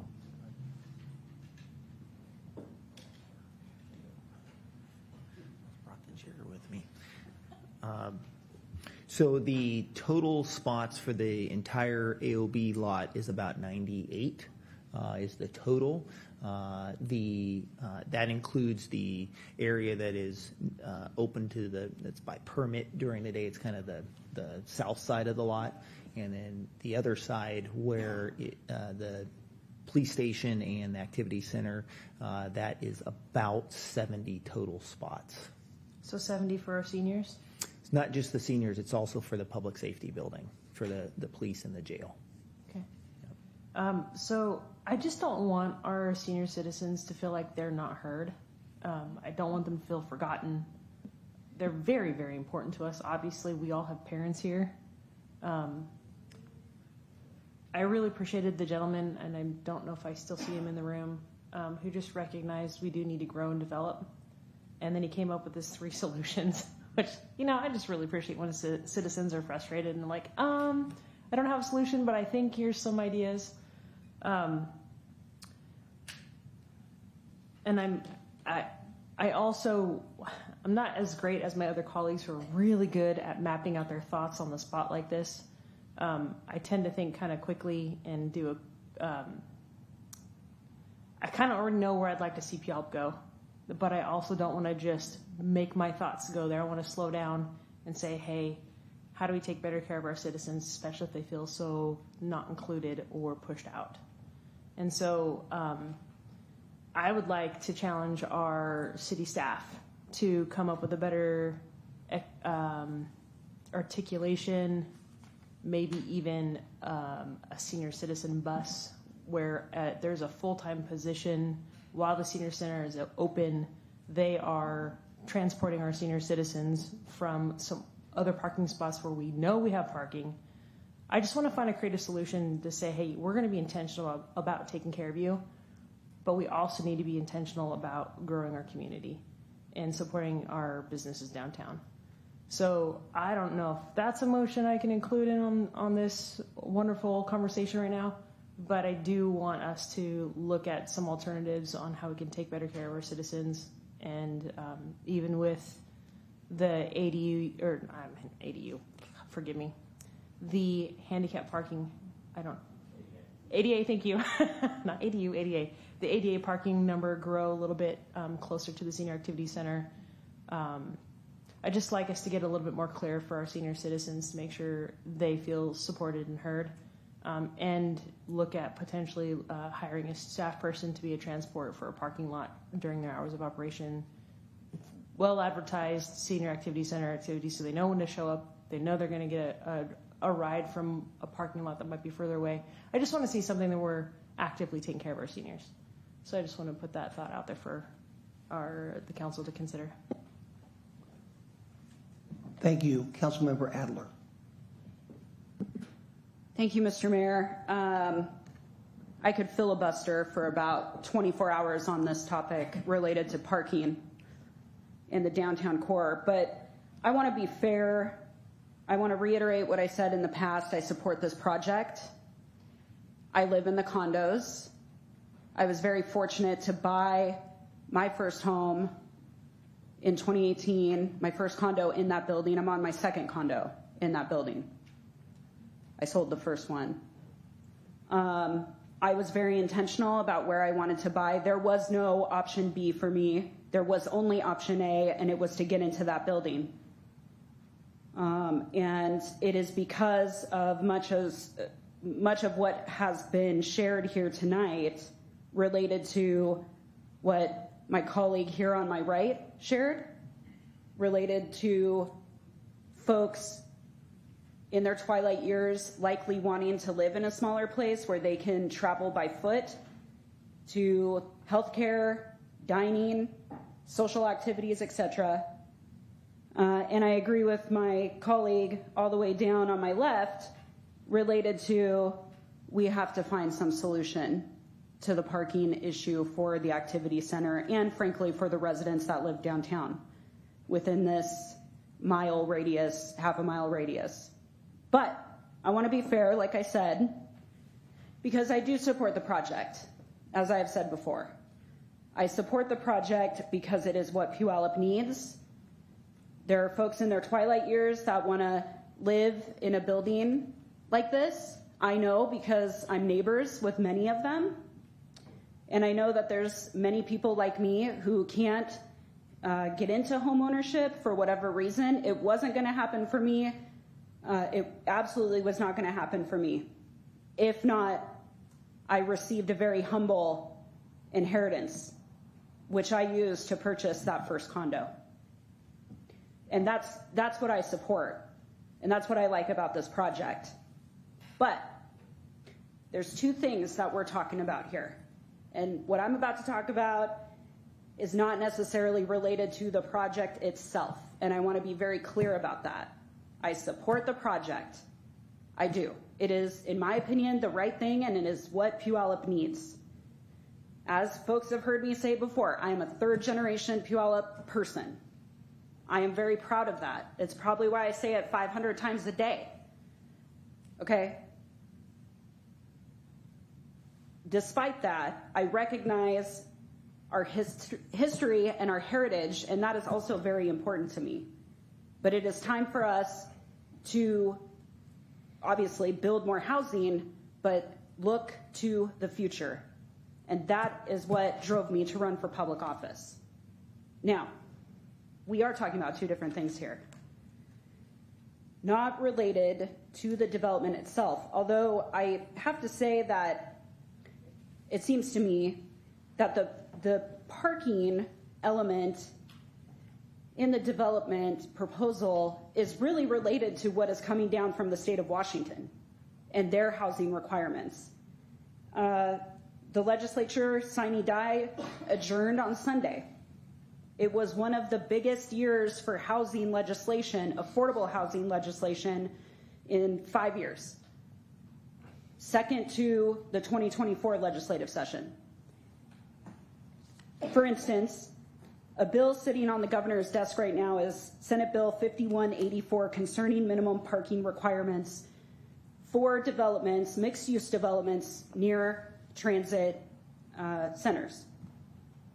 And it does, and it dictates exactly what you have proposed.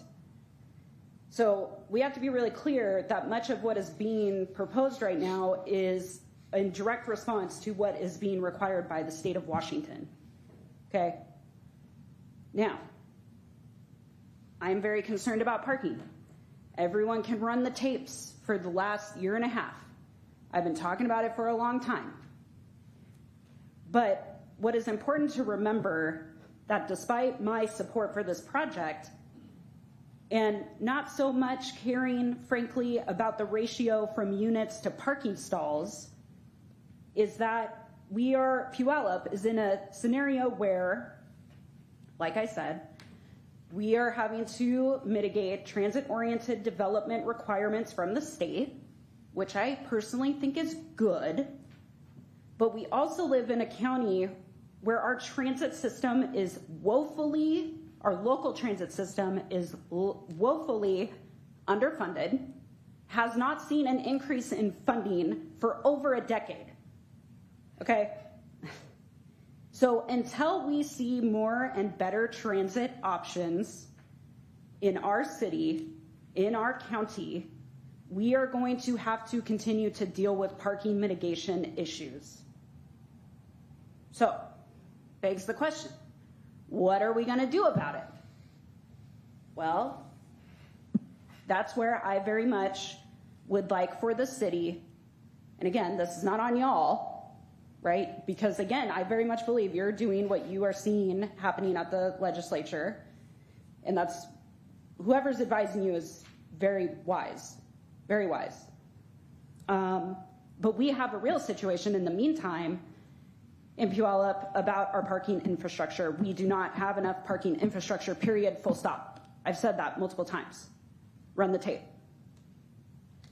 So, what I have yet to hear is, and it's okay that it's not your responsibility to include this, and I want to be very clear about that.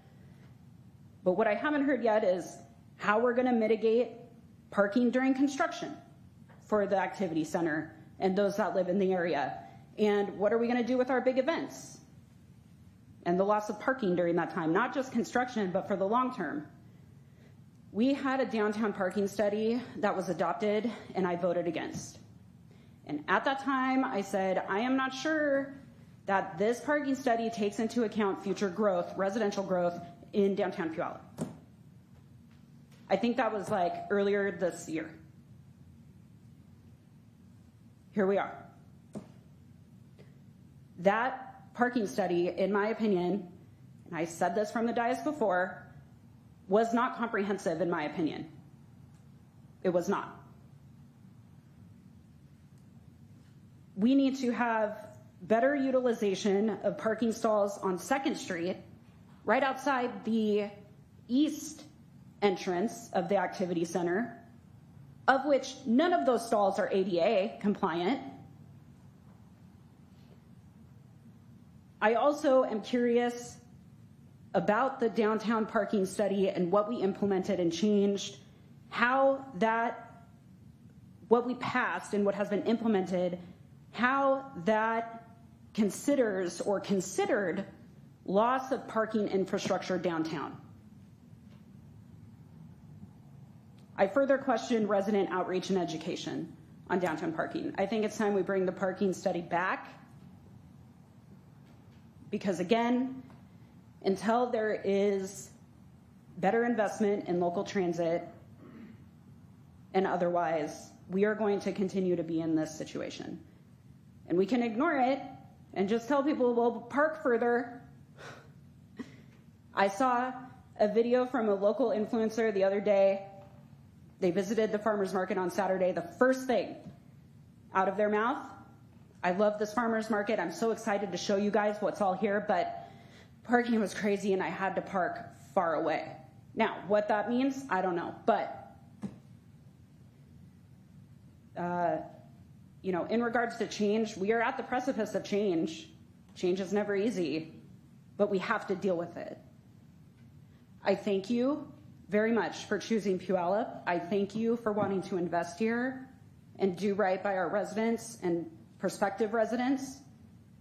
I do think that there is a solution here, and it's really, again, not your problem. But I very much appreciate you being a partner with us. Thank you. Thank you. Deputy Mayor King. Thank you, Mr. Mayor. Thank you for the presentation tonight, and thank you, as my colleague has mentioned, that we appreciate your investment in our city and interest in our city.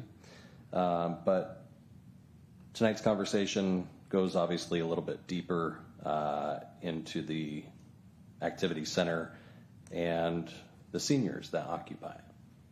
And obviously parking is the hot topic that we need to figure out and accommodate for our seniors. It's a concern that I think can be resolved with some creative ideas. So I don't think we are far away from what needs to take place and what needs to happen to take care of our seniors, whether we get creative with our blinds that go up in the middle of me talking, or the parking that actually needs to take place along the street.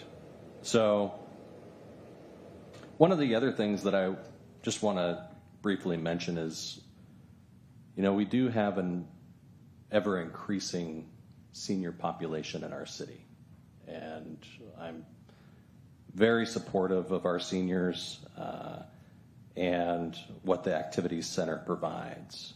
But one of the things that I am questioning is, have we looked at the growth of our activity center and what that looks like for the future, for being able to be accommodating to our ever-growing senior activity that happens there. Now, I just want to make clear, and for the record, and I think all of my colleagues, I'm not speaking on their behalf, but I'm pretty sure I know, the activity center and the seniors that are in it are not going anywhere. It is not being canceled. It is not being defunded. It is not going to be canceled. I don't know what other way I have to reiterate this. It is staying as part of our city operations. We care deeply about our seniors and everyone that takes an opportunity to visit the activity center daily throughout the week.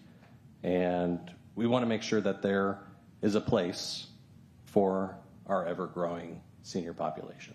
So with that, I think we can come to a resolution regarding the parking for the seniors and making sure that those parking stalls are specified for those seniors.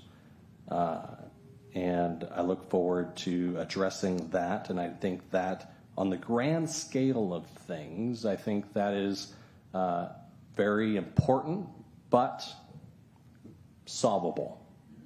I think it is an opportunity for us to put our heads together to figure out how we can make that happen and make it accommodating for our seniors and have a safe place for them to park and travel to the activity center. And so with that, I'll conclude just saying that I think we should move forward with voting in favor of this project with the understanding that we will find a solution for our senior parking. Thank you. Thank you. Councilmember Dorr. Thank you. I echo a lot of what my colleagues have said. This is not a new issue. I will tell you, before I was on City Council, I was in this chamber in the audience when Central Pierce wanted to have first right of refusal on this property, and the seniors came out and were very concerned about that.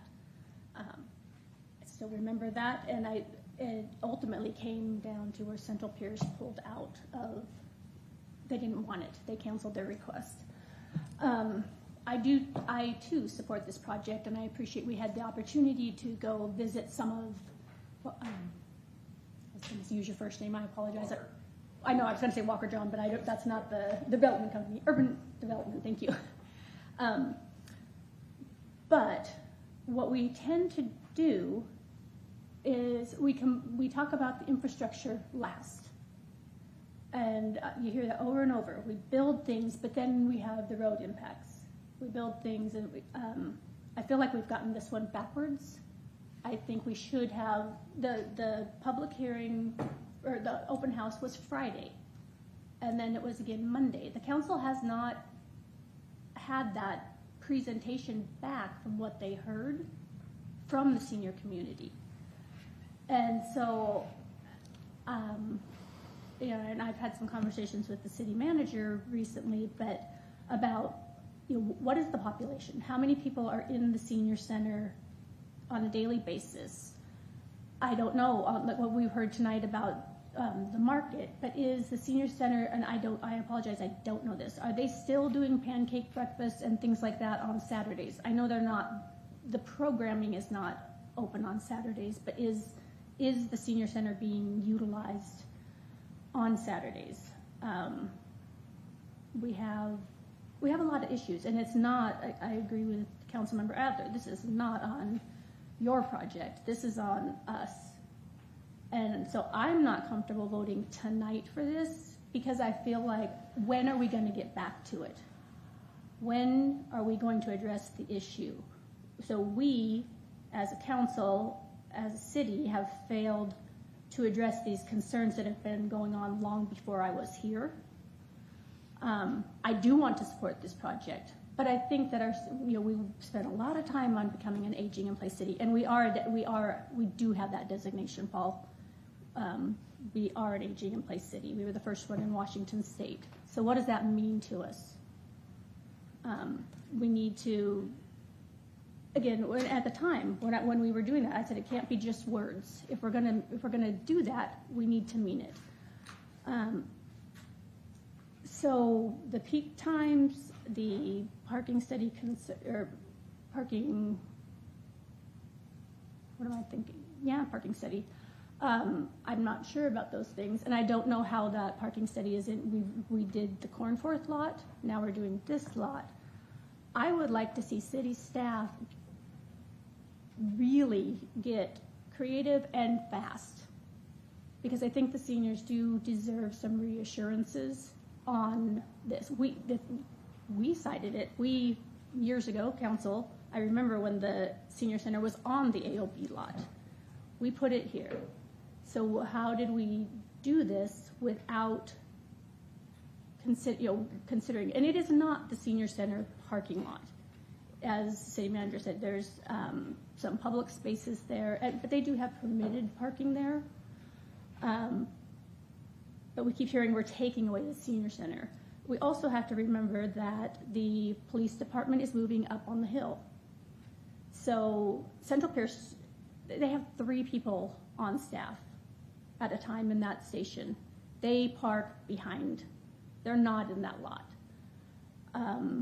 The police staff, I don't know how many will still be down here, but my understanding is that there will be enough room for staff to park behind the facility at this once the police department moves, which should be prior to this project.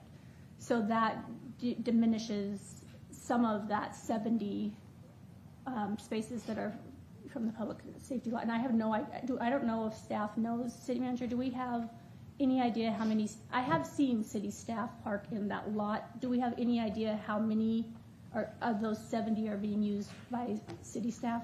Yeah, it's usually about 12 to 15 during the week that use it from primarily the police department. On occasion, a library staff might park there, 2 or 3, but it's mainly the police department, and it's about 12 to 15 on a given day. And as you mentioned, once we open the new police station up at Ben Arroyo, there's sufficient parking behind the police department for any remaining police staff. And so one of the things that you will recall, and I apologize, I'm the senior council member here, so I don't know which audiences have heard my rhetoric over the years. We have P2 that is not utilized. I do not understand, and I've been advocating for that. City staff in this building should be parking on P2, which frees up the public facing down, public parking below. And that's not been mandated. It's not been anything. I go up to P2 and it's often empty. We have city vehicles parked there, but there's not really any staff vehicles there, 2 or 3 at a time that I see. So that would free up spaces down here. But I think these solutions need to be presented to the seniors and lickety split. At one point over my tenure, there was discussion about potentially some of the library spots being designated for the seniors. I just think we really need to, we don't get to say we're an aging in place city. We want people to be able to stay in their communities and then take away, as we heard today, their lifeline to community. So I do not want to see this project delayed, but I want to see a solution for our seniors. I want them to be able to have some guarantees that we are going to take care of them, because it seems like we just keep kicking the can. Like I said, this issue's been going on before I got here. And we hear from all of our constituents about traffic and things that okay, all these developments went in, but now we have all this traffic because they didn't do the roads first. And I kind of feel like that's what we're doing.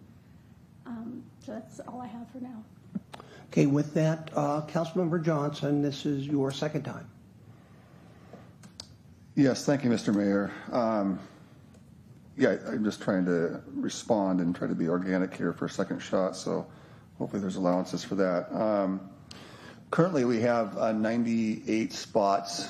I'd like to ask a couple of questions. In preservation Monday through Friday, there is a commitment by the developer through, cooperation with the city to preserve about how many spots? 29, okay. 20, okay. 20, just on the front. That are going to be striped. Would they be along the parallel parking? Can you give me some ideas of that? Angled parking?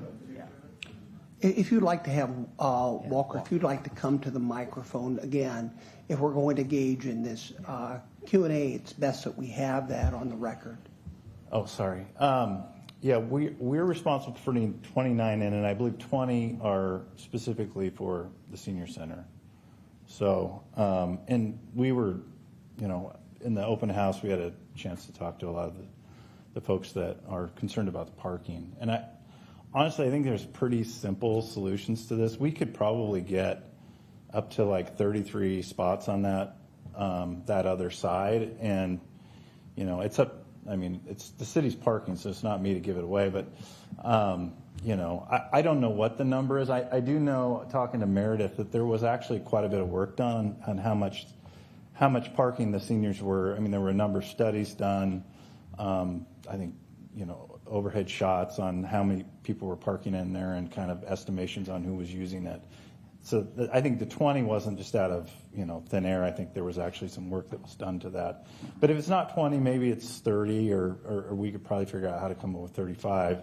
Again, it's not my parking to give away, but striping's pretty easy to do, you know, for us. So I just look for you guys to tell me what you want to do on that. But if you look back, you can see that whole row along the building all the way down to the alley could be senior sitting parking.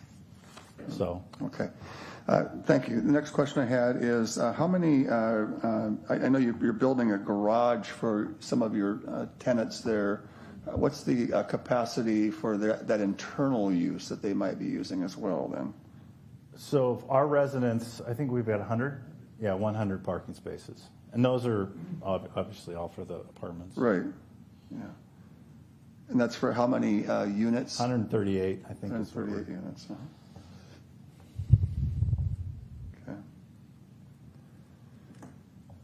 Okay. So we're really talking if you were just to, you know, kind of imagine, you know, one per house, even though we're proposing the 0.7, you're talking about trying to mitigate 38 spots.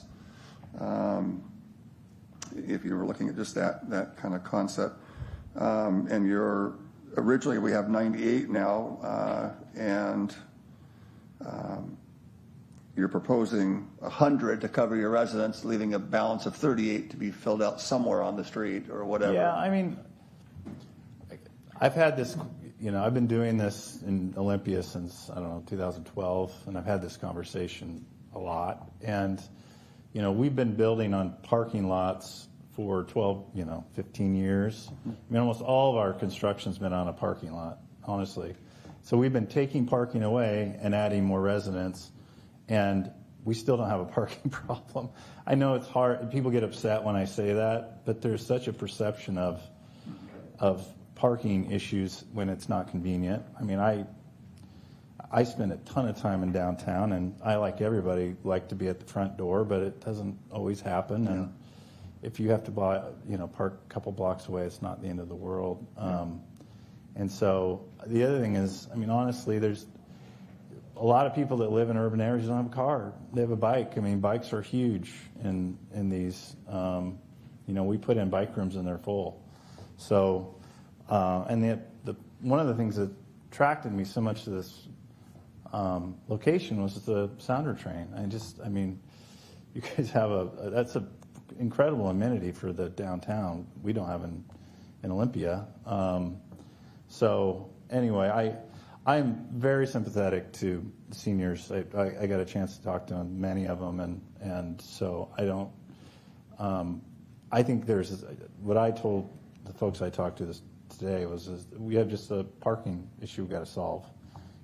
Is it 20? Is it 30, 35 that we can give to the seniors? But I'm not worried about the apartments. We can. Again, I don't know exactly how many cars are going to be, but I doubt it's 138. It might be more than 100. It might be somewhere between those two numbers. But yeah, thank you. I want to continue my dialogue. My questions for you are done. Thank you. Okay, thanks. I kind of want to sound this out a little bit here. We have a current parking lot that the city picked up for future development. I don't think it was ever intended, that I understand, to be a solid parking lot forever in perpetuity. Certainly, folks have gotten used to utilizing it, and it's a luxury, certainly, that we can appreciate during functions. But here's a chance to generate middle housing, affordable housing for folks who may want to live and walk and work, even work downtown possibly.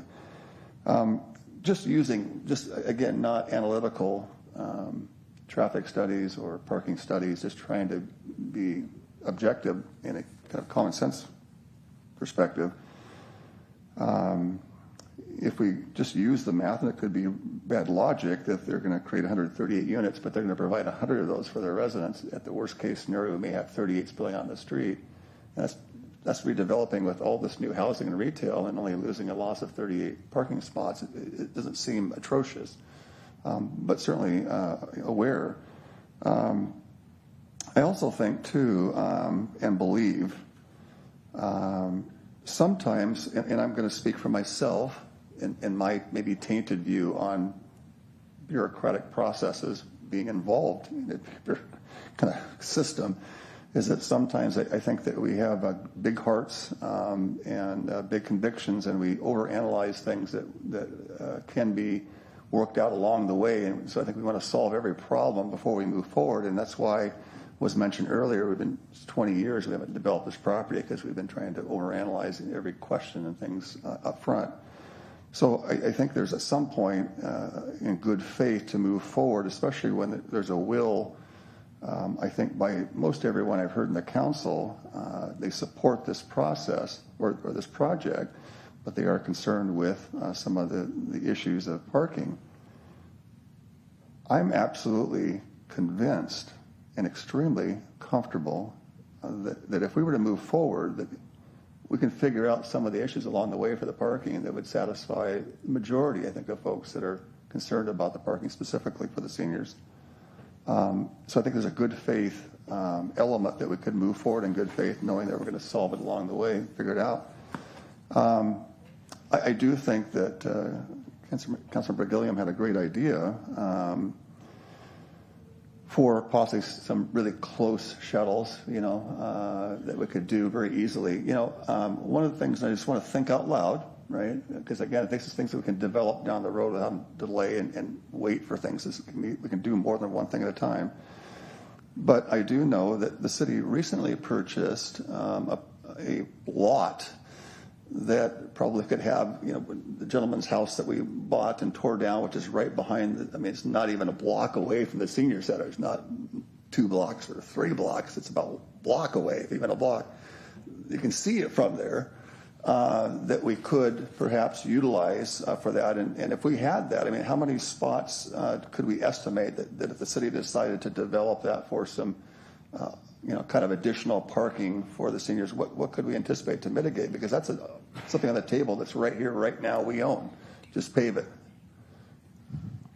Councilmember Johnson, I don't want to guess. I'd have to go and look at we did have some schematics.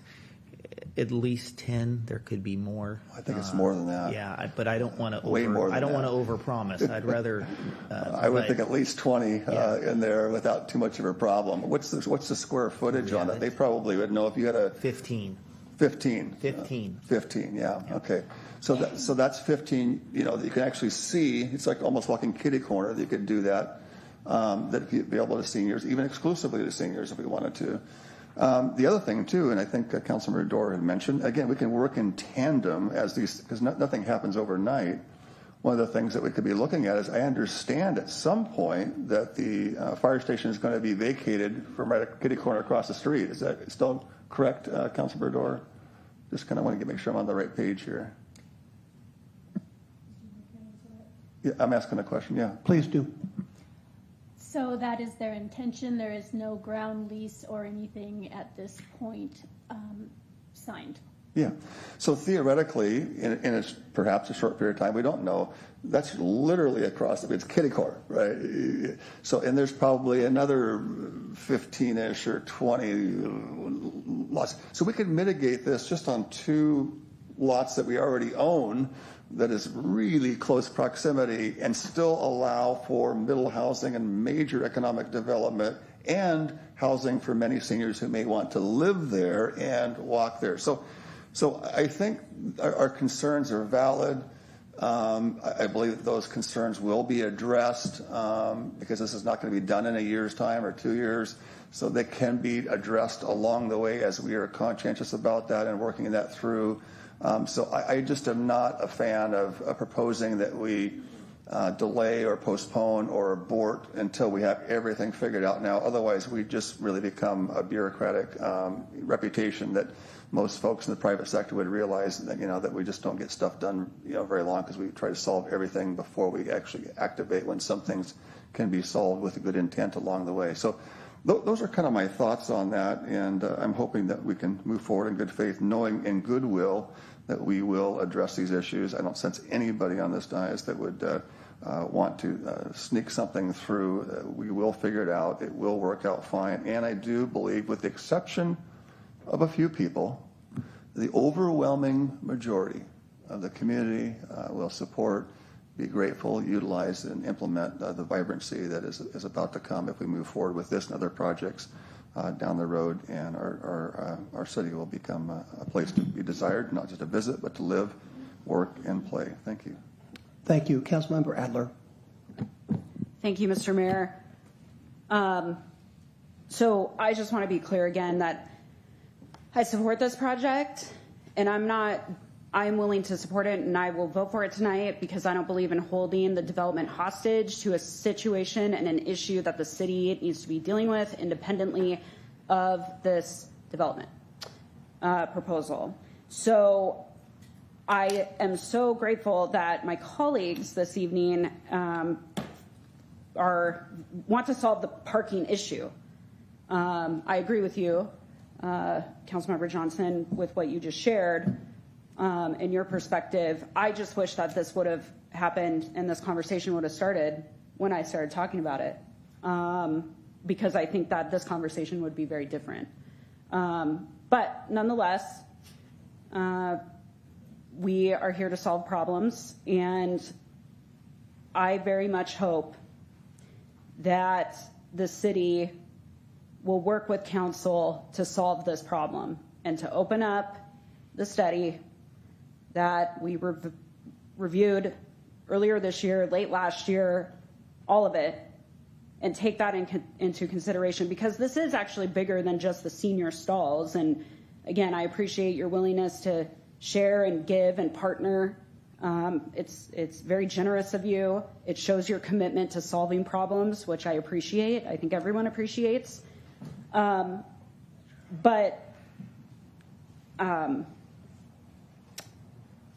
This is bigger than just that. That is one facet of a bigger problem. Thank you. Thank you. I would ask members, if there are new comments you would like to make, please do. I don't want to create an argumentative situation here back and forth, because we will be here all night if we do that. On the other hand, I do not want to stifle any dialogue. But please keep that in mind. Councilmember Dorr.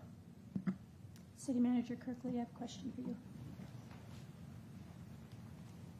So how quickly could staff bring a solution back? This is not new. So I'm willing to support this if there's a commitment from staff to bring something back very quickly to solve this problem. I don't think that it is a, you and I've had the conversations about perhaps the senior center serves about 100 people a day. So but they're not all there at the same time. I don't know. That's what I'm looking for. When can you?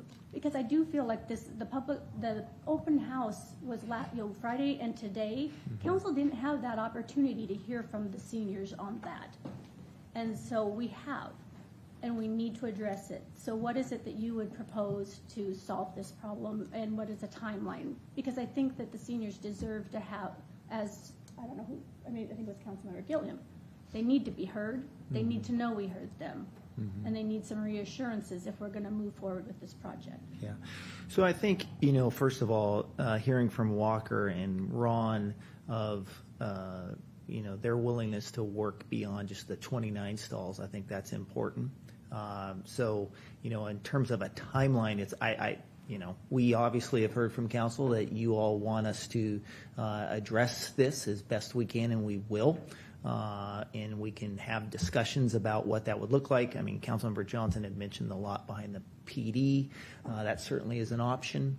And then working with Ron and Walker in providing one of the things that the seniors said at the Friday open house and then today is, the ADA stalls. That's a concern for some of them, and we've heard that. And so the proposal has about five ADA stalls. And so I think there are some ways that we can increase the ADA stalls that will address some of the concerns. That's something that shouldn't take us long. That's something we need to work with Walker and Ron on to determine that. Obviously, the parking lot behind the police station, that is something that we'll need to figure out the cost on that and then come to you all for the budget on that. And then there are some other, potential parking areas, the library, other spots in downtown where we could, bring back some potential solutions during a study session and present those to you. So that would be my my response. Is it possible to look at, so if you can get 15 on the lot, I apologize, I don't remember the Reverend's name. Yeah, Slate. Slate, thank you. Yep. If you can put 15 there, can we put those as the 2-hour parking and put 15 spots in the 2-hour lot, which is across the street from the senior center? Help me on that one again. I'm sorry. So we're talking, if we bought, the house has been torn down, right. And I think Meredith just said you can put 15 spaces in there. Yeah. Can you turn those into 2-hour parking so people that are frequenting the businesses are able to park there, but and on the 2-hour lot that we have by the optometrist and across from the senior center, can you put 15 seniors there closer? Good. Can we move things to get their parking closer? Yeah. So those are all city-owned lots. So the city decides that. So that is completely within the council's discretion. Thank you. Deputy Mayor King. Thank you, Mr. Mayor. I call for the vote. Thank you. Before I will take that, though, I would like to provide my comments. I do want to applaud the council member for moving forward with this. I think it's a very courageous decision. There were a number of years ago when in the downtown area it was vacated. It was not an area of focus for this community. The sidewalks were not washed. The benches were broken. In fact, I remember when I was younger than that, you had many vacancies throughout our downtown area. Now, the fact is that the development in downtown will occur. We've known that, and for years, for decades, they've been trying to develop the downtown area. So inevitably it will happen. The state legislature will mandate that it happens. They will have parking requirements, by the way, much less accommodating than the ones we are having this evening with this proposal. And absolutely that is the case. And so I have said to the council, and I thank you for that we have to control our own destiny in this community. And we have done that. We have upped our standards in downtown Puyallup. We have upped our development standards. We have brought in stormwater. We have funded Meeker Street. We have funded 9th. We clean our streets. We paint the daffodils, even paint the daffodils in the street. That's how much care we now give to Puyallup because we are taking control of our destiny. And that's what this project does. Now, I guarantee to the seniors that we love the seniors in this community. We have the activity center there. It's a focus of our devotion to our seniors, and we will solve this problem.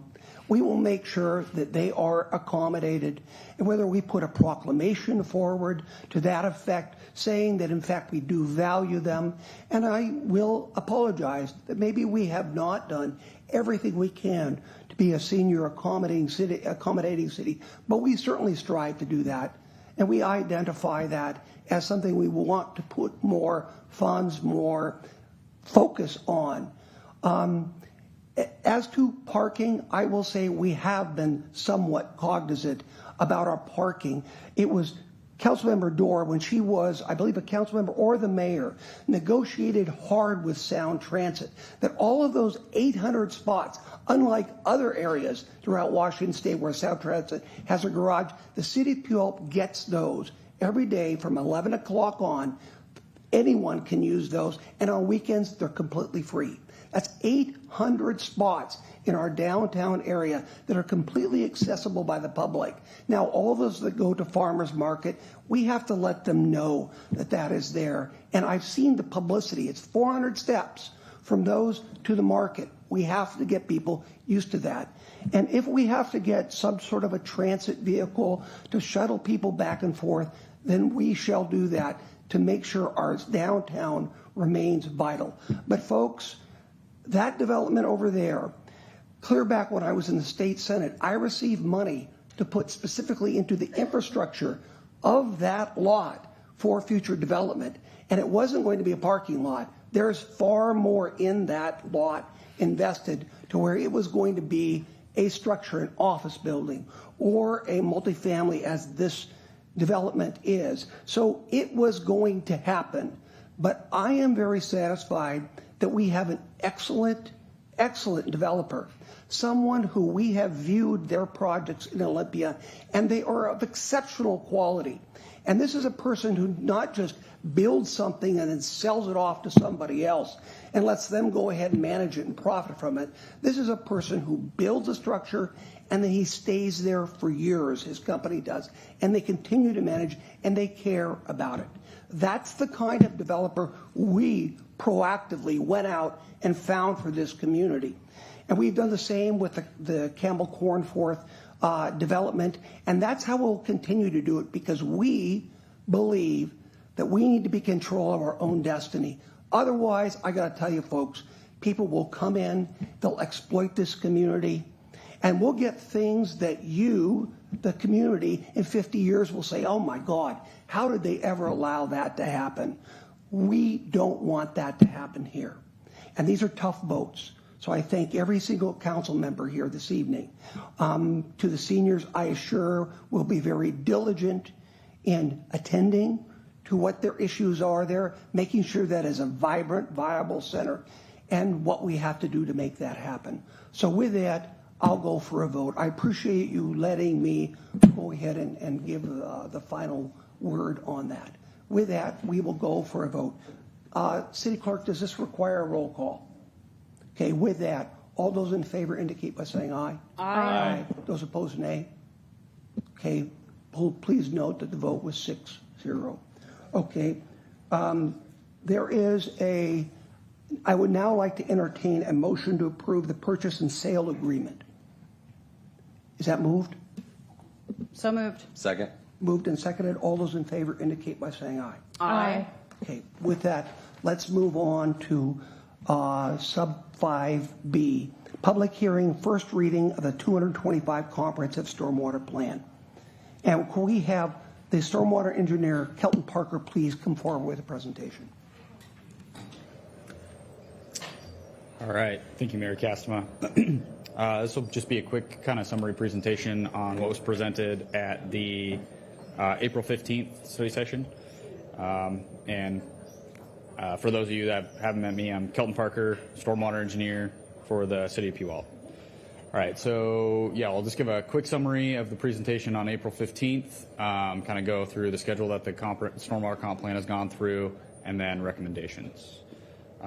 So on the April 15th meeting, I gave a presentation on the stormwater comp plan, started with some stormwater background and kind of just what is stormwater, and then we went into kind of Puyallup's drainage system, talked about some of the basins, facilities, pump stations, the purpose of the stormwater comp plan, to prioritize capital projects, coordinate planning efforts, and then went into some background and regulatory requirements, such as the MPDS permit, summarized a lot of the stormwater programs and some of the new MPDS requirements like the tree canopy, and some other mapping requirements, and also some new street sweeping requirements. We also touched on some new R&R programs for stormwater infrastructure, pump stations, and culverts. Talked about program growth, both within the NPDS permit and operations and maintenance programs. And then talked about capital improvement projects. The stormwater comp plan has analyzed and found over 100 projects, identified over 100 projects, stormwater projects, and then talked about the 6-year implementation plan and just priority projects and programs and studies. So looking at the schedule, kind of where it has gone, the stormwater comp plan started in July of 2023, went to first planning commission discussion in July of 2024, and then November 2024 went to a second planning commission discussion, and January 2025 did a planning commission hearing and recommendation to planning commission for approval to city council. And then April 2025, just a couple weeks ago, we had the city council study session where I gave the formal presentation, and now we are here today for city council public hearing and first reading. And then following this, hopefully the second reading at city council scheduled for May 13th. All right, so just wanted to ask city council to hold a public hearing, deliberate, and decide on the adoption of the 2025 Stormwater Comprehensive Plan, and staff recommends approval to council for the adoption of the plan. And I can take any questions. Do you want me to go back? No, I want you to be, that's exactly where I want you to go. Okay. Thank you, Kelton. We heard this at our last meeting, but are there any additional amendments? Are there any questions that any members have for Kelton? Are there any additional amendments? Nothing? Nope. It's as was presented before. Okay. With that, I'm now going to open a public hearing on this issue. I don't believe anybody is here to, I'm going to just ask, I don't want to have the instructions read when no one is going to come up here. That may appear somewhat silly. So with that, I don't see anyone. We're now going to close the public hearing. I would like to entertain a motion to approve first reading of the ordinance. So moved. Second. Moved and seconded. All those in favor indicate by saying aye. Aye. Opposed, nay. Okay, it passes. We'll move on to number 6, a resolution. This is a resolution offering a 12-year limited multifamily property tax exemption. It's commonly referred to MFTE agreement with Bradley Heights SSLLC. Rachel Brown, if you could give us a presentation on this. Yes, thank you, Mayor Castema. Rachel Brown with the Planning Division. As I mentioned, yes, this is a application for a multifamily tax exemption for the Bradley Heights apartment project. This application is for a 12-year tax exemption. So I'll just go really quickly through what is the MFT program. So this is a application, again, for a multifamily property tax exemption, commonly known as MFTE. The MFTE program provides opportunities for cities and counties to encourage development of multifamily housing in certain areas of a city by providing a tax exemption to those developments. The program is voluntary, so it's voluntary for a city to offer the tax exemption, and it's voluntary for developers to apply for the program. Only properties that are located in a residential target area that the city decides where those areas are located are eligible to apply for the multifamily tax exemption. They also have to meet some other criteria of the program to be eligible. The City of Puyallup currently offers either an 8-year or a 12-year tax exemption. The 12-year tax exemption program requires certain levels of affordable housing to be included in the project to be eligible. So how does the tax exemption work? So if a project is eligible, they apply for the tax exemption, and then during the tax exemption period, so in this case for 12 years, the property taxes will be only partially collected. So any of the residential improvement taxes will not be collected for that 12 years, but any commercial improvements, for example, if it was a mixed-use development, this one is not, would be collected as well as the land taxes would be collected for that 12 years. So it exempts only a portion of the property taxes for the duration of that 12 years. Then after the 12 years are up, all the regular taxes become collected as normal for the rest of the life of the project. So this is a vicinity map just orienting you to the location of the project. So it's located on 27th Avenue Southeast, just off of South Meridian. It's on just the northern boundary of the South Hill Regional Growth Area. It is the site of the former Meridian Mobile Home Park. The site is 10.767 acres, and it proposes 8 apartment buildings and 1 amenity building with a pool. So as I mentioned, it's multiple apartment buildings, but they total to 236 units. Of those units, 188 will be rented at market rate, and 48 will be rented at affordable rates. And that's how they qualify for the 12-year program. Of those affordable units, 20 will be rented at the low-income affordable rate. So that's rented at a rate that is affordable to households making 80% of the area median income or less.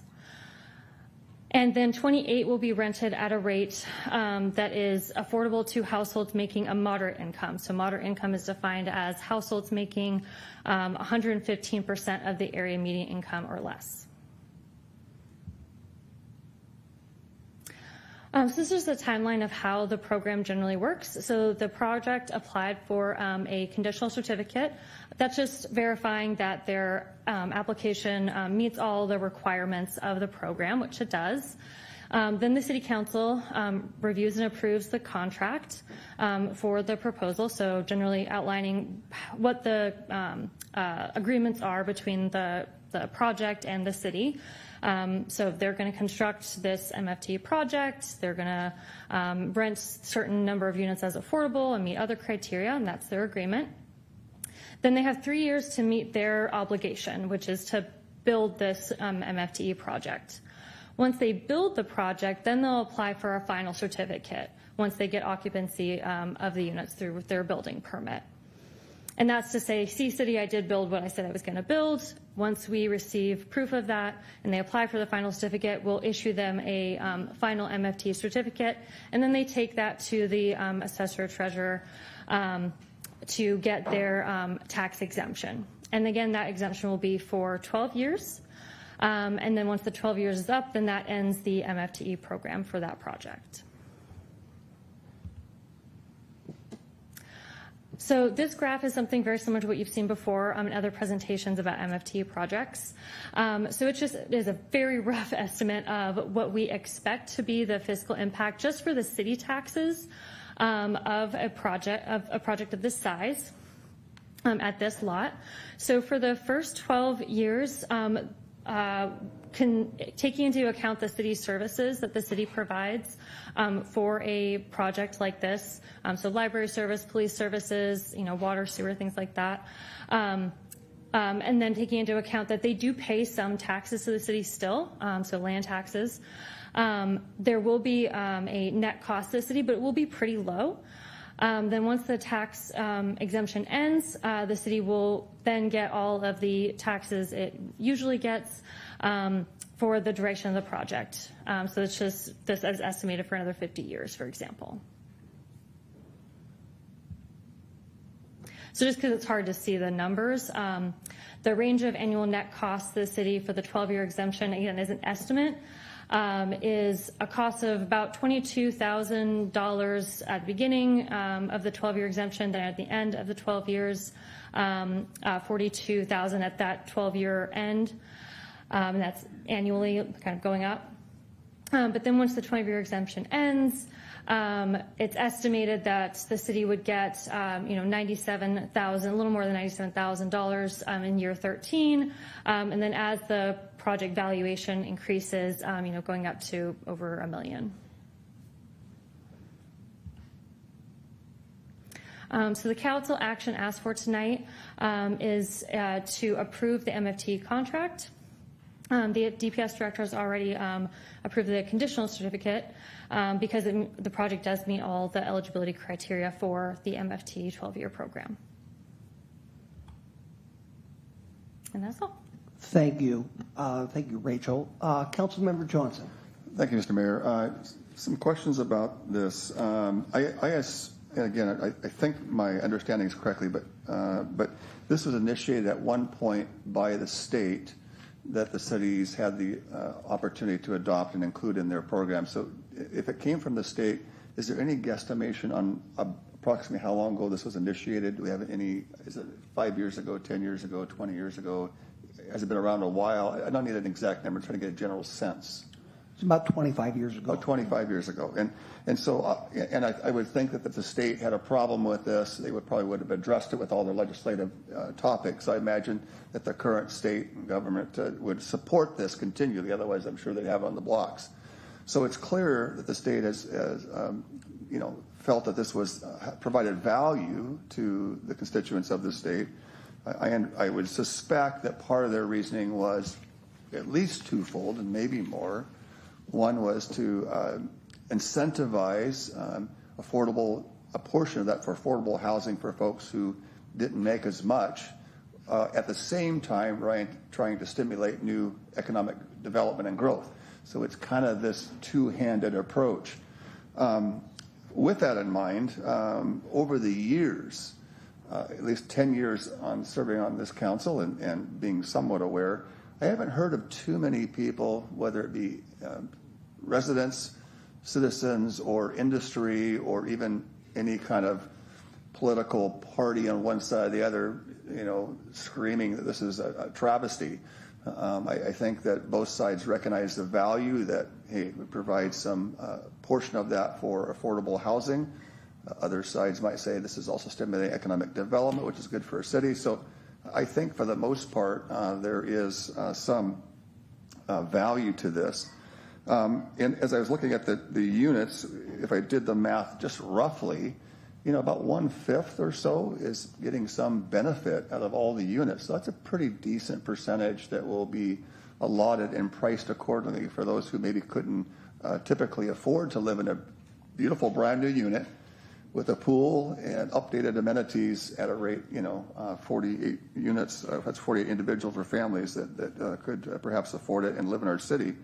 And so I think there's really no major downside to this based off of the historical context of several decades, understanding that it's probably a nonpartisan issue. For the most part, there's always a few people that will scream, we're losing out on tax income. I'm sure there's some argument, but that is so minimal from what I heard over the years. So I think this is a benefit to our city, to those who are looking for housing, some affordable and some just some nice market rate housing.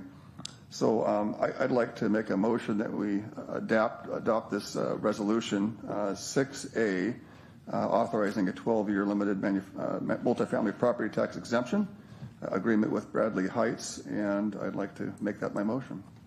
Okay, it's been moved. Is there a second? Second. Okay. Before I go to Councilmember Gilliam, let me just fill you in that originally this was put in place by the state legislature because people were developing outside of urban areas, and they were developing in areas that were extremely costly to all school services, police services, fire, etc. And there was an encouragement to develop inside urban areas where the infrastructure already existed. It's very hard to believe, but at one time nobody wanted to build in cities. They were abandoned. People wanted to build out in the suburbs, out on the South Hill, Graham, those types of areas. And the legislature came up with this idea of incentivizing through tax exemptions in certain areas, all within urban areas. It was later on that some people complained that they believed that these tax exemptions were going and we were not receiving back any type of public benefit, even though initially it was thought that that was a public benefit, building where current infrastructures are. That's when they added the affordable housing part to this. So that was secondary actually to the primary focus of this when it was initially developed. Again, it was intended so that we would develop in areas where the infrastructure already existed, as opposed to putting these developments way out in Graham where they would cost a lot to infrastructure, et cetera. So that's kind of the evolution, and it was about 30 years ago that all that started taking place. Councilmember Gilliam. Thank you, Mayor Castma. I love the history and the understanding. I just had a simple question because I have no idea what the true numbers are. So if you give me a ballpark just so I can wrap my head around it. What is 80% and what is 150% of AMI?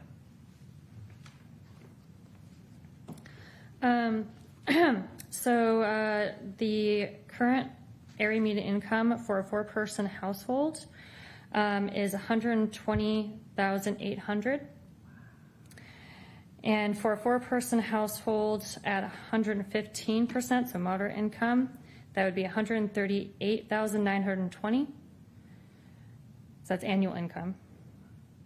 So 80%, that's the low income. For a 4-person household, $96,640. Wow. Thank you. I was just curious. Okay, there's been a motion and a second. Is there any further discussion? Hearing none, all those in favor indicate by saying aye. Aye. Okay, opposed? Okay, we will now move on to the city manager's report.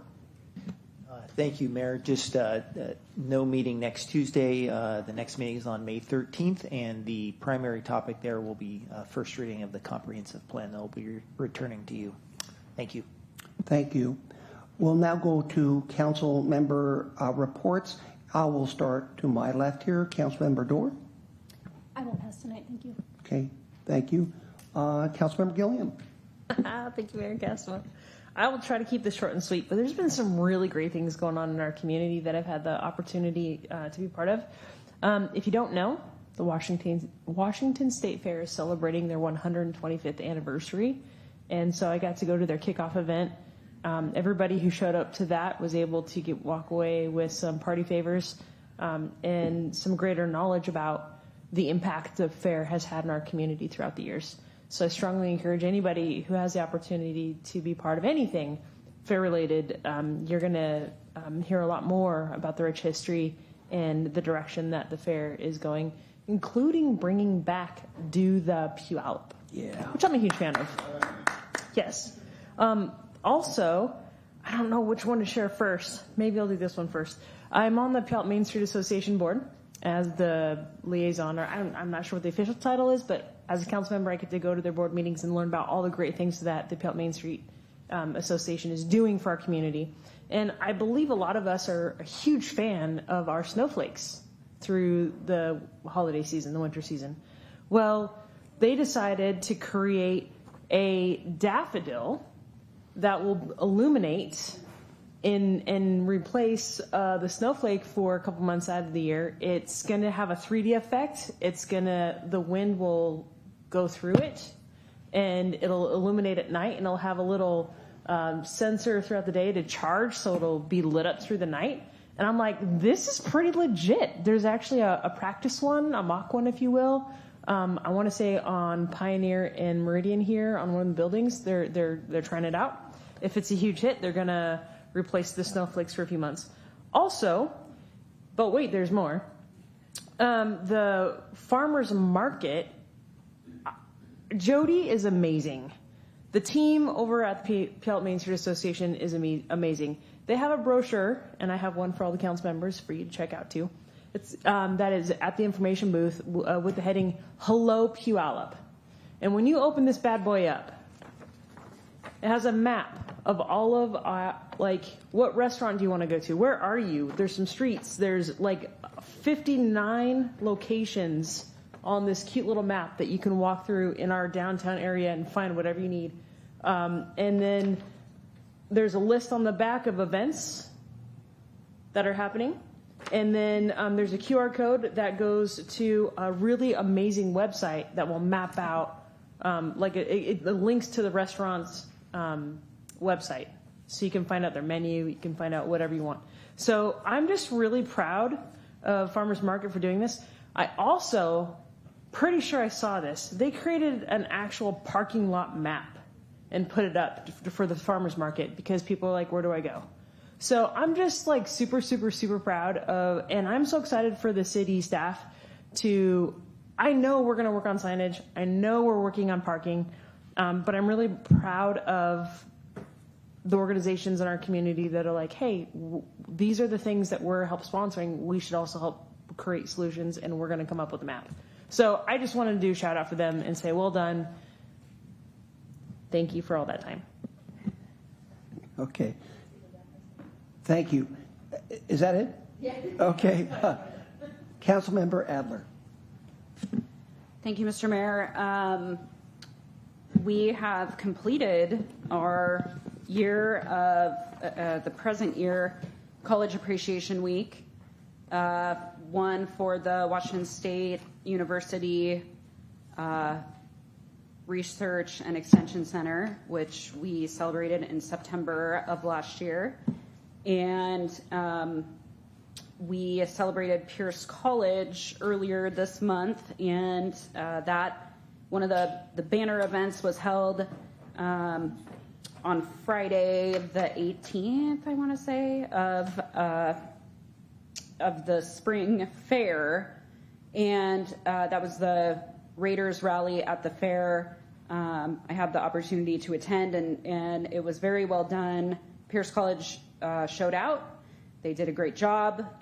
It was really great to see fairgoers stopping by, fair leadership stop by, and really, take part in wanting to celebrate Pierce College and really illuminate the fact that we are very lucky here in Puyallup to call both of these higher educational institutions home and as part of our home.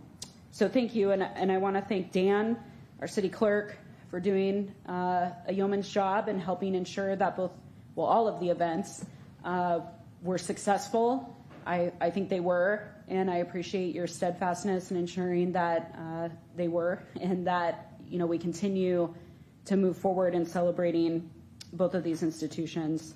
I know that it's a lot of work and it takes time away from your family, and it's during a tough time when it's spring break. So thank you again for your help with that. And I think that's all. Thank you very much. Thank you. Councilmember Johnson. Thank you, Mr. Mayor. When I was a young man in my probably, 17, 18, 19 years, there was one thing. At the time, I didn't live in Puyallup. I lived in Tacoma. But my family, of course, has had generations prior to that. But my dad got a job while he was living in Puyallup for the city of Tacoma as a firefighter. And part of the requirements back then is you had to live in the municipality that you worked in. So he ended up moving there, and that's where I was born and raised there. And then, of course, came back here on my own accord, unknowingly that I actually had 5 generations living here. But a little digression there, but part of the wonderful things about Puyallup is the memories that this town has generated, mostly good and mostly wonderful and mostly strong enough that it draws people back here because of that, including my children. I mean, my youngest son had a home that he owned in Tacoma, and his plans were to continue to live in Tacoma. He kind of liked that kind of a little larger city vibe, and all of a sudden this thing happened to where he had a couple of daughters, and all of a sudden Puyallup began to ring his bell, and ended up buying a house that's literally 6 or 7 houses down from where we live, and so he wants to bring memories that he experienced as a child growing up here in Puyallup and let his children experience that too. So why do I tell you all that? Well, one of the things going back to my days and ages, there's 2 things I think that Puyallup has done really well. There's many that we've done, but one of the memories is the Puyallup Fair, Washington State Fair, has created millions of memories for families and individuals, and it's right in our own hometown. So what an honor to have an institution that has generated millions of memories and continues to generate millions more. And so our partnership with them and recognizing the value that we have here in our hometown is so rare. And the CEO, Renee, put it well, and it just resonated with me, and it's something to be proud of. And when she said it, I never forgot it. And that the Washington State Fair is the largest fair in the smallest city in the United States. Think about that. There's other large fairs, but they're all in major cities. We're the largest one in the smallest city. And in fact, even in that, I think we're still in the top 10 of even larger cities. So it's pretty impressive. Second thing is, and I'm getting a little winded here, but it's all part of relational, is I experienced memories as a young man driving the Puyallup cruise with my then girlfriend, Deborah. And she had this black Camaro, and I had this blue Camaro, and we would take this cruise. I didn't live here, but I would come down here just to cruise the loop in Puyallup. And I remember, the police at that time weren't really super thrilled about it because you had all these young people that were, I'm sure having a heyday and probably, doing some, crazy stuff once in a while. But they had, at one time, they had this tradition or this enforcement that if they caught you going around 3 times, they gave you a ticket. So you were allowed, up to 3. After that, they were going to ticket you, but you're loitering. You got to move it along. So fast forward, 40 some years. All those young folks are now older, and they have these hot rods, and they've resurfaced the Puyallup cruise, which we had our first Puyallup cruise this year, just a few days ago. And we came down here, and what a tremendous turnout, and what a tremendous city event that we host. Many people that don't even live here want to resurge and enjoy this. We're good hosts down here. And there were people lining the sidewalks. I mean, the event didn't start till 6. There were people here at 12 o'clock, 1 o'clock, 2 o'clock, getting their cars parked, getting their lawn chairs, eating at the restaurants, shopping at the shops, and enjoying it. So we came down, Deborah and I had some dinner, and then we walked the whole kind of loop, talking with people. And I can't tell you how many people came up to me and said, "Thank you, Puyallup, for providing these great memories, not only from the past and nostalgia, but the new ones with our children and our grandchildren and just meeting new friends." So I hope that we remember we live in a really special place. Are we perfect? No. Are we striving to get better? Absolutely. But we can never forget the gem that is right before us, and we need to participate. And I am kind of coming to a conclusion here. Thank you for letting me expound a little bit. But one of the other comments I heard as I was walking, I got out of the car and just walked and began to talk with people along the way on the sidewalks. And they came to me and said, "Dean, thank you so much. We cannot wait for the Concerts in the Park series.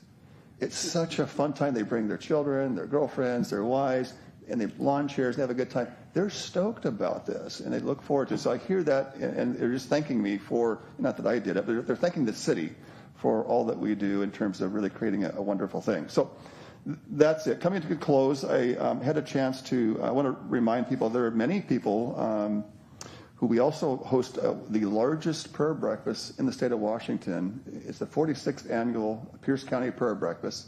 It's typically been in Tacoma for the 44 of those 46 years. They decided to move it to Puyallup at the Washington State Fair. We're now the host of that. It's the largest prayer breakfast in the state of Washington. About 1,300, 1,500 people show up. Very nice event. And it's quite meaningful when you think about it, that even though we don't have the keynote speaker of a governor, like I went to the governor's prayer breakfast, and there was maybe 125 there or something. This is 1,300. We don't even have a keynote speaker that's wonderful. So it's a real testament that kind of this region and how I think hospitable we are and open that we are to really express our faith for those in our First Amendment right to practice our faith without government intrusion. So anyway, I would invite you to that if you'd like to participate. Many council members will be there, and elected officials and judges and business leaders and so forth, so on. And then I think, lastly, I did see someone on the sidewalk, and it was Marla, and she said hello, and so I want to say hello to her again. Hello, Marla. Thanks, Mr. Mayor. Thank you, Councilmember Johnson. Deputy Mayor King. All right, my turn. Okay. Thank you, Mr. Johnson. Yeah. and all of those comments that I was going to say as well.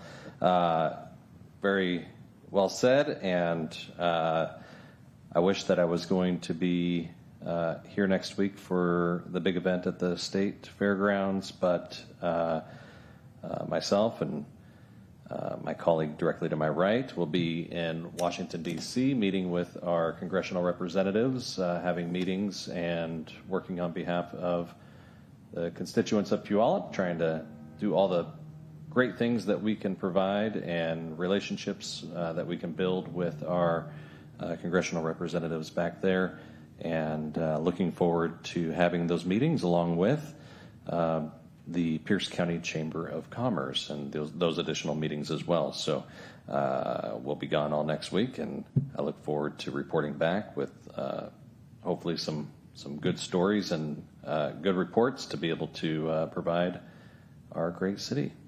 Thank you, Mr. Mayor. Thank you, Deputy Mayor. I will just say thank you to each one of you. Each one of you were taking some very difficult votes this year, and I believe that this community will benefit in the future because of those very difficult decisions. Tonight, voting for this project was not easy. There has not been development in downtown Puyallup probably, I would say, in 25 years, thereabouts. Many people have tried, and they have been unsuccessful. We started the effort now a number of years ago to lay the groundwork for the development that you saw this evening, for the Campbell Cornforth, Public Safety Building, Meeker Street, a lot of decisions that this council has made. And I think they have been good decisions. I think in the future, this community will be extremely thankful that we took the reins of this city and we decided our own destiny. Because again, if we don't determine it, someone else will, and that is guaranteed. And you will not like it when someone else determines your destiny. So I really want to thank each one of you this evening for moving forward on this project, as we have done with other projects. It showed tremendous courage, tremendous leadership, and I think if we're going to experience problems, and we will, there'll be some hiccups along the way. I believe that each person here will be an asset in us solving those. All of your ideas, everything. I want to be on this ship with you to solve the problems that this community will face in the future. But I do want to applaud every single one of you sincerely. You need to know that you've made some very, very consequential decisions, and that we did it for the people of Puyallup. And we did it because it's our destiny to determine where we're going to go.